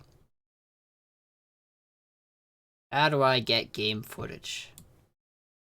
You can record it yourself. OBS is a very good program. You can use that. You can use in-game replays. TFH doesn't have it yet, but it has been said that it's a priority at some point, so I'm looking forward to that one. Or at least it's something that they would like to have. I don't know if it's possible for them to do that, but I know that they want to. Ask your opponent to record the match for you. Alright. People are nice. People will record if you ask them. If they can, anyway. Not everyone can. Enter tournaments. I host tournament every Friday for the most part. Enter that one. And request to be on stream, because that's how I work. If you ask to be on stream, I will let you be on stream. Because I like to give people as much opportunity to get footage of themselves as possible. And you can watch someone else's footage. You can see better players. Usually you want to watch good players when you're doing this. You can watch bad players and see what doesn't work, but watching good players will give you good ideas on how to improve yourself through things that you might not have thought about otherwise. And then when you're watching your own footage, you got two categories. What is giving you trouble? What are you doing that works? There might be a third one here. And I'm going to call it, what the heck was that? That's the third thing you might want to look at while you're watching your thing. You'll see a situation. You have no idea what it was. No clue. You're like, hey, what happened? That's another thing you can look at and figure out. And then when you're watching other people's footage, you can find tech, find combos, and you can find ways to deal with things that you're having trouble with, that they're doing. Once again, when you're watching good players, you can steal things that they're doing. I say steal, but you know, utilize, adapt their gameplay into your own gameplay. Merge it, meld it into what you're doing. See that they're doing a certain thing, you don't understand why it's working the way it is, but if you just do it anyway, you'll figure it out. you'll figure out, like, hey, this Tianwo player is doing 5C on people's wake up, just standing heavy. Doesn't seem to make a lot of sense. Why are they doing that? And then you might decide to try it for yourself. And you see that the opponent tries to backdash and they get hit by the 5C. And you're like, oh, that's why they're doing it. Maybe they are trying to stop backdashes. There's an example. So you can take stuff that you might not understand yet, but if you use it, you'll learn what it does. Now when you take these notes, if you're going to take any notes, even if you take mental notes, want to try to go over things yourself, figure out what's going wrong, why, things aren't working. Ask yourself, what was I thinking during this situation? What could I have done differently? That's one of the best things you can do when you lose, is to ask yourself, what could I have done differently here that would have worked? And if you can't think of something that you could have done differently, then you might not know the answer just yet. There might be something that you don't know about, and that's why it's important to experiment and ask other people. That's why this part here, this section here, is important. Because if you ask yourself, what could I have done? And you don't know, it's very rarely the case that the answer is there is nothing you could have done. There's almost always something that you could have done differently. Especially in fighting games. Like, most things have an answer, and the things that don't have an answer are things that usually get removed, or they try to control for. There's usually an answer. And you can ask other people for help, and you can go into training mode and find out what those answers are yourself. Of course, you don't want to spend your whole time in training mode. You want to play the game. You want to make sure that you're learning through experience. Because it's important to be able to react to situations in the field, so to speak. Because you can practice a combo all day in training mode, but if you don't have experience with,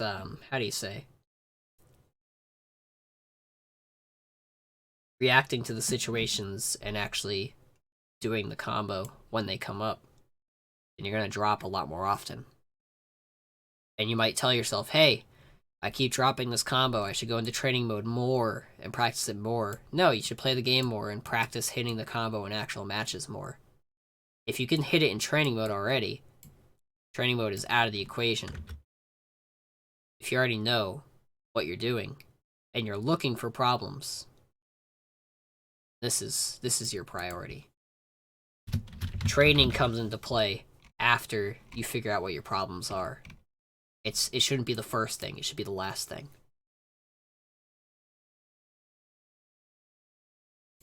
And this isn't really a note, but it's something that's helpful in this specific game. Again, Oreo mentioned earlier, but if you have this enabled on Steam, this command, it actually has the minus sign in it, so you have to type that into the Steam launch options.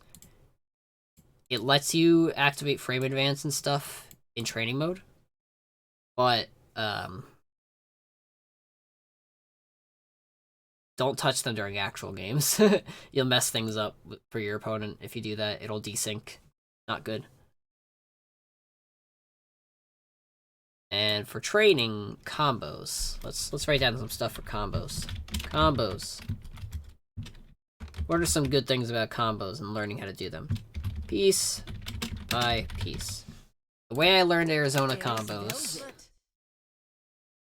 and maybe this will help for you, is what I did was I went into training mode and I did the combo trials in the game, right? Game comes with a whole bunch of trials.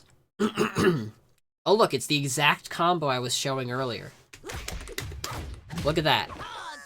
I was doing that combo for my combo demonstrations. It's right there. It's in the game. I learned that that works because of this.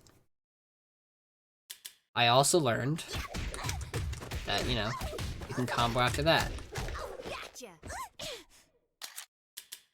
These teach you different parts of combos, like, that teaches you that you can do that. You know, it's all... The combo trials in this game are not combos that you should learn and try to always use. What I feel like they're better for is they teach you things that work piece by piece. This combo in particular teaches you that this works. That you can launch them up and do B headbutt and get an air rope. That's something that you wouldn't have known otherwise unless you were shown. And you might not necessarily do this exact combo ever, but you know that you can incorporate this into your actual combos that you might come up with yourself. And that's how I learned combos, is I did the same thing here. Like, a lot of my combos involve this thing that this part teaches you. The short hop jump B. That's something that I put into a lot of my combos for a long time. I would always do that sort of thing. I would always do the stomp and then do the short hop B. I learned that through here. Yeah. It's like... And you don't need to practice them all in one go. You can practice just doing that particular part right there. That right there. And that way you can do that from any starter.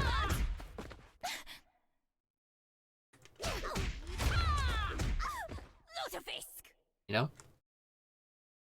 So, learn them piece by piece. You know, learn what works, figure out how to piece it together. You'll eventually get to a point where you can combine pieces of combos on the fly, but that requires learning them all individually as different muscle memory.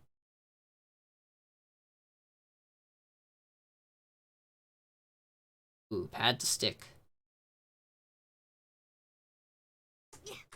Yeah, if you got a new controller, doing stuff like this to practice. Something that gave me a lot of trouble when I switched to Mixbox was doing super jumps.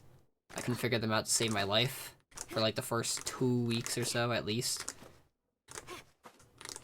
The input is still kind of awkward for me. But I can actually do them when I want now, for the most part.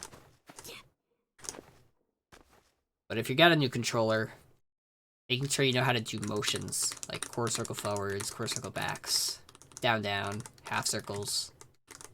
I'm still not fully consistent on those on this either.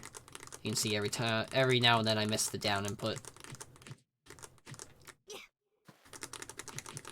Wave dashing. You know, whenever you get a new input method, it's very good to learn that. What was I saying? Oh yeah, combos. Learn them piece by piece, bit by bit. Combine them. Combine the different aspects. Trials. Combo trials are pretty helpful, I would say. It actually depends, because some combo trials can teach poorly. It also depends on how you interpret them. Because, let's see. I'm of the opinion that this isn't really a good combo to learn. And it might be a combo that you do learn, and again, any combo is better than no combo. But if you... Well, it's kind of contradicts what I was saying earlier. If you have a combo that works every time, that you figure it out, and you can do it anytime, it's always good to do that over a combo that's too complicated for you to do. We call them like safe combos. I call them safe combos. If I want to be safe, if I want to do a combo that I know I won't drop, everyone has that sort of combo. Your combo might be this one. That might be your safe combo. My safe combo is this one. This is the combo I do if I just want to make sure it works. So, combo game is interesting because, like I said, you don't want to be in training mode all the time. You don't want to be here all the time. You want to be playing the game. But if you're looking to improve, like, heavily, you really want to up your game, something that may be important, in the long run, is every now and then you might want to try to learn better combos. And once again, one way you can do that is better players. You can ask the better players what their combos are. You can go into the character channels, ask for combo files, because that's something you can do. Something I've been trying to do is I actually created a whole Arizona combo document where I documented some of my more optimal combos that I found. Because that'll be helpful. I also made combo files that I have linked in my Arizona guide. This game's how do you say it? Combo file system is fantastic. I believe that's part of the Z engine. I think Skullgirls has that too. I could be wrong. But it's an amazing feature.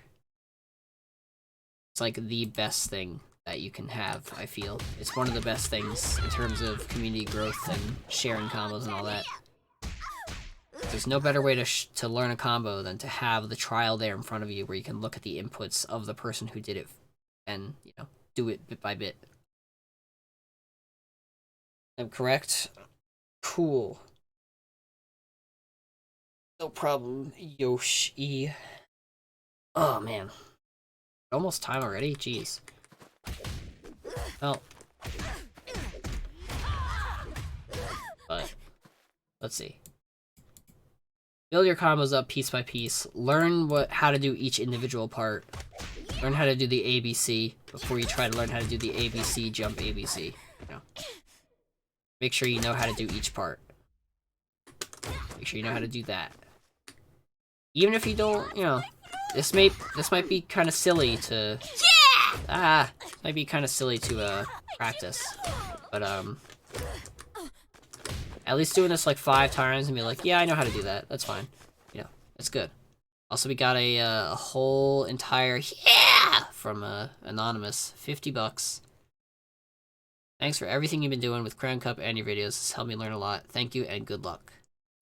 Thank you, Anonymous.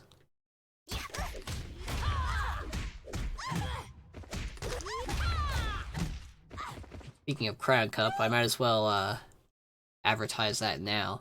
We've got Crown Cup major tournament coming up soon, 2 weeks, November 9th.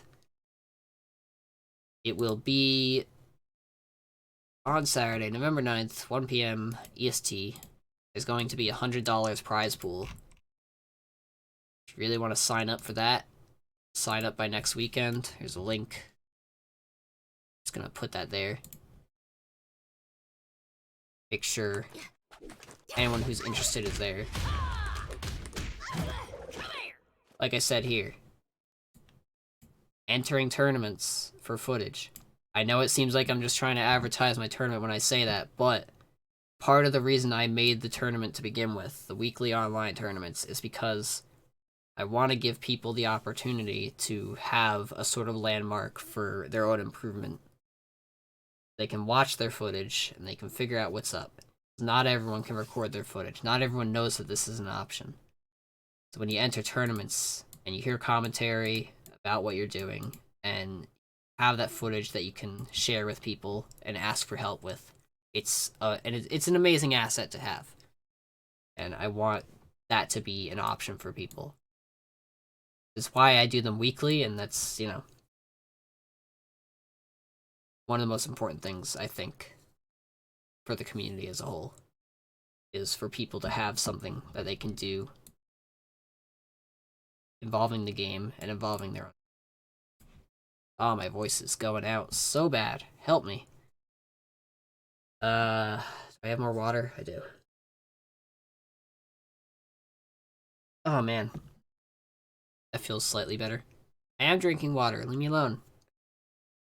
I'm one of the most hydrated people in the world, alright? I drink so much water, you have no idea.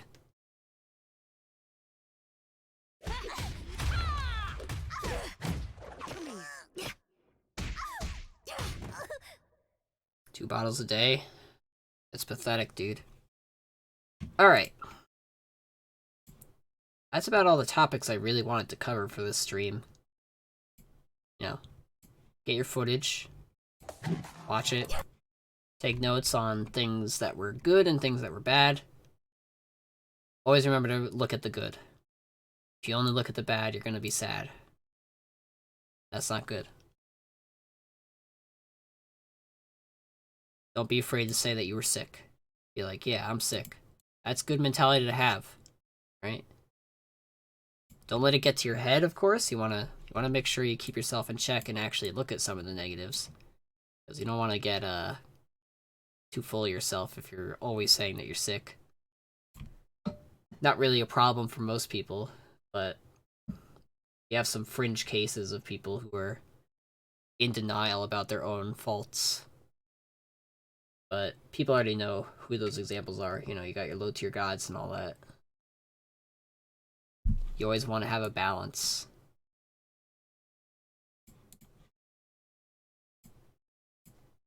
You guys are all sick. I thought I was gonna be sick. I was coughing this morning and I was so worried. I thought I was gonna be coughing all stream. Thank goodness I'm not. That would have been awful. Imagine that. Imagine this whole stream, this last 3 hours, but every like 2 minutes I like have to mute myself to cough. That would have been terrible. His only motivation is that he wants to be LTG. Ah, that's unfortunate. When I understand when he plays Smash, he's like, if you win, he just like bans you, right? That's the kind of thing you don't want.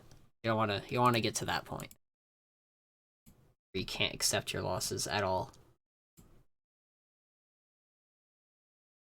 And of course, something that's important to think about is win or lose. This match, this whole set, I went 5-2. I won every match after this. But it doesn't matter whether I won or lost. What matters is that I look at the individual situations and figure out what's wrong. Right? Improving yourself. If you're looking to improve, you shouldn't use wins and losses as a measurement. You have to look at overall, how are you responding to stuff that gives you trouble. Wins and losses are just a side effect of whether or not you're improving. And you're not going to win them all. Even if you're improving, you might still get perfected just because, you know, you got smacked by something that you didn't really understand just yet, or he dropped your combo, and that's, you know, it happens to everyone. Right? You can't let it get to you. You gotta play through it. Yes, keep track of the goods more than the bads. I'm gonna watch more of this set for the last 10 minutes. Yeah, let's just... I'm mostly running out of things to talk about. So let's just, you know... I'm not really gonna pause this anymore. We're just gonna play it, and I'm gonna do a little bit of post-commentary, take some notes if I need to. And that'll be a nice note to end it on.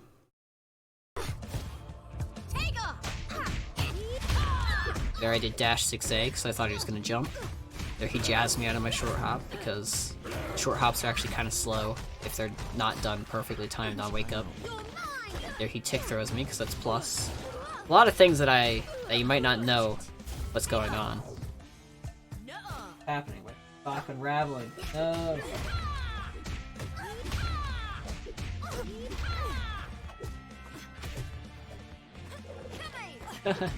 He jumped a lot that set.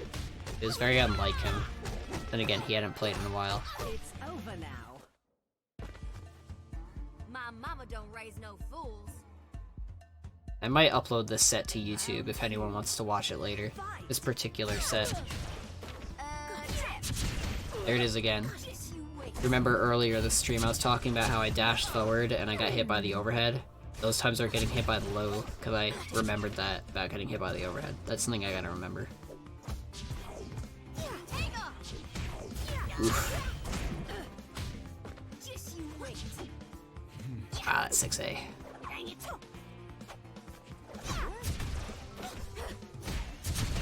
I keep getting 2 seed.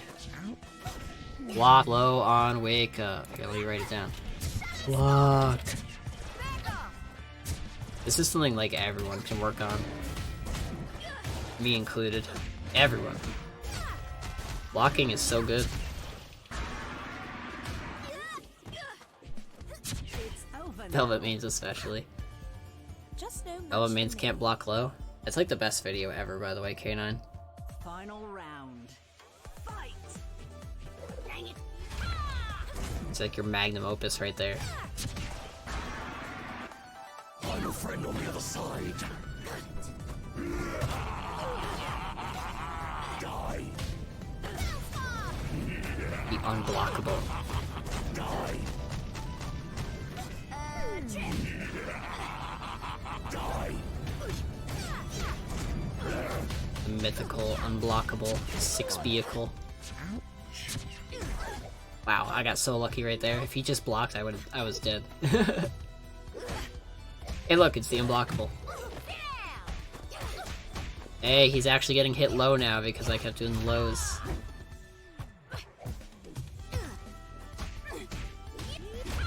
Hey, now you think every overhead's dumb. Ah, here's the thing that I was gonna point out that I completely forgot about. When I was writing about things that I do that work, I thought to myself during the set, I'm like, hey, I should comment on that when that happens. Like, that's something I should actually write down. Because this was completely unintentional. Look at this. Alright. So I drop the combo. He techs forward. And you know what I do? I just jab him. And he gets hit. It's like, what? Air tech resets. That's a new thing. That's something I could be doing on purpose. I do this twice to him, this whole set, and they both work. That's something I could actually, like, look into, you know? That's, like, the best example of, hey, that's a good thing that I did on accident that I could do on purpose in the future. This is constructive. This helps.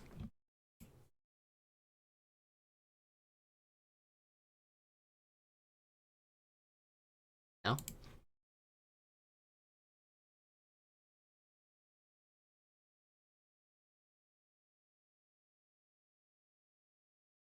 All right.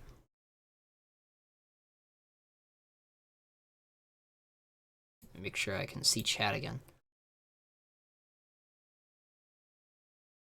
Yeah, it's tough trying to block when you tech, because you have to tech in the direction that you want to go, and then you have to switch. But yeah, I think that's probably the best place to, start finishing it up here.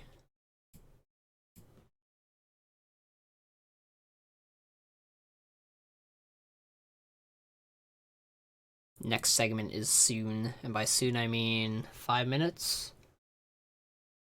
And I know my voice is kind of getting shot here, so in closing, you know, footage is very helpful, whether it's your own footage or not. You can learn a lot. Take notes, figure it out. Finishing it up by me getting a fake reset. Hey, it worked. And that's what's important. It worked. If something works, keep doing it. And you might learn why it works in the future, and you can expand upon that. Very good to know. So, this TXT file is gonna be very helpful for me in the future, I'm gonna tell you that much. Look at all this stuff I wrote down about myself. Hopefully people can build up their own little lists if they're into that sort of thing. Not everyone is gonna want to write down notes, but this kind of stuff is at least good to keep in mind when you're playing. But yeah, that's about to be the end of my segment. Thank you all for coming on down to the Fightin Fanatics Combo Breaker Fundraiser Thingamajig stream. Shoutouts to Sharpie and Lab Zero and all them. Help make all this possible. Shoutouts to Combo Breaker for being a fantastic event. Can't wait to go there next year, jeez. Jeez, I'm tired. I just realized I'm like dead. What happened? Thank you all for supporting this and anyone who donated. Been quite a few donations today already. It's pretty great. It's fantastic to see the community actually, you know, banding together for this sort of thing. Ah yes, shoutouts to Crayon Cup because you know I have to self promote here. Crayon Cup, the casual weekly tournament where we get sidetracked every 5.5 seconds and we have spectator bugs, but it's fun and games. It's great. Tournament footage. If you want tournament footage, enter Crown Cup and ask to be on stream. I will accommodate for you. Every Friday. It gets posted in the main server and Fightin Fanatics pretty often. So, and we have our major tournament in 2 weeks. I posted the link for that earlier. But if anyone needs the link now, I can provide.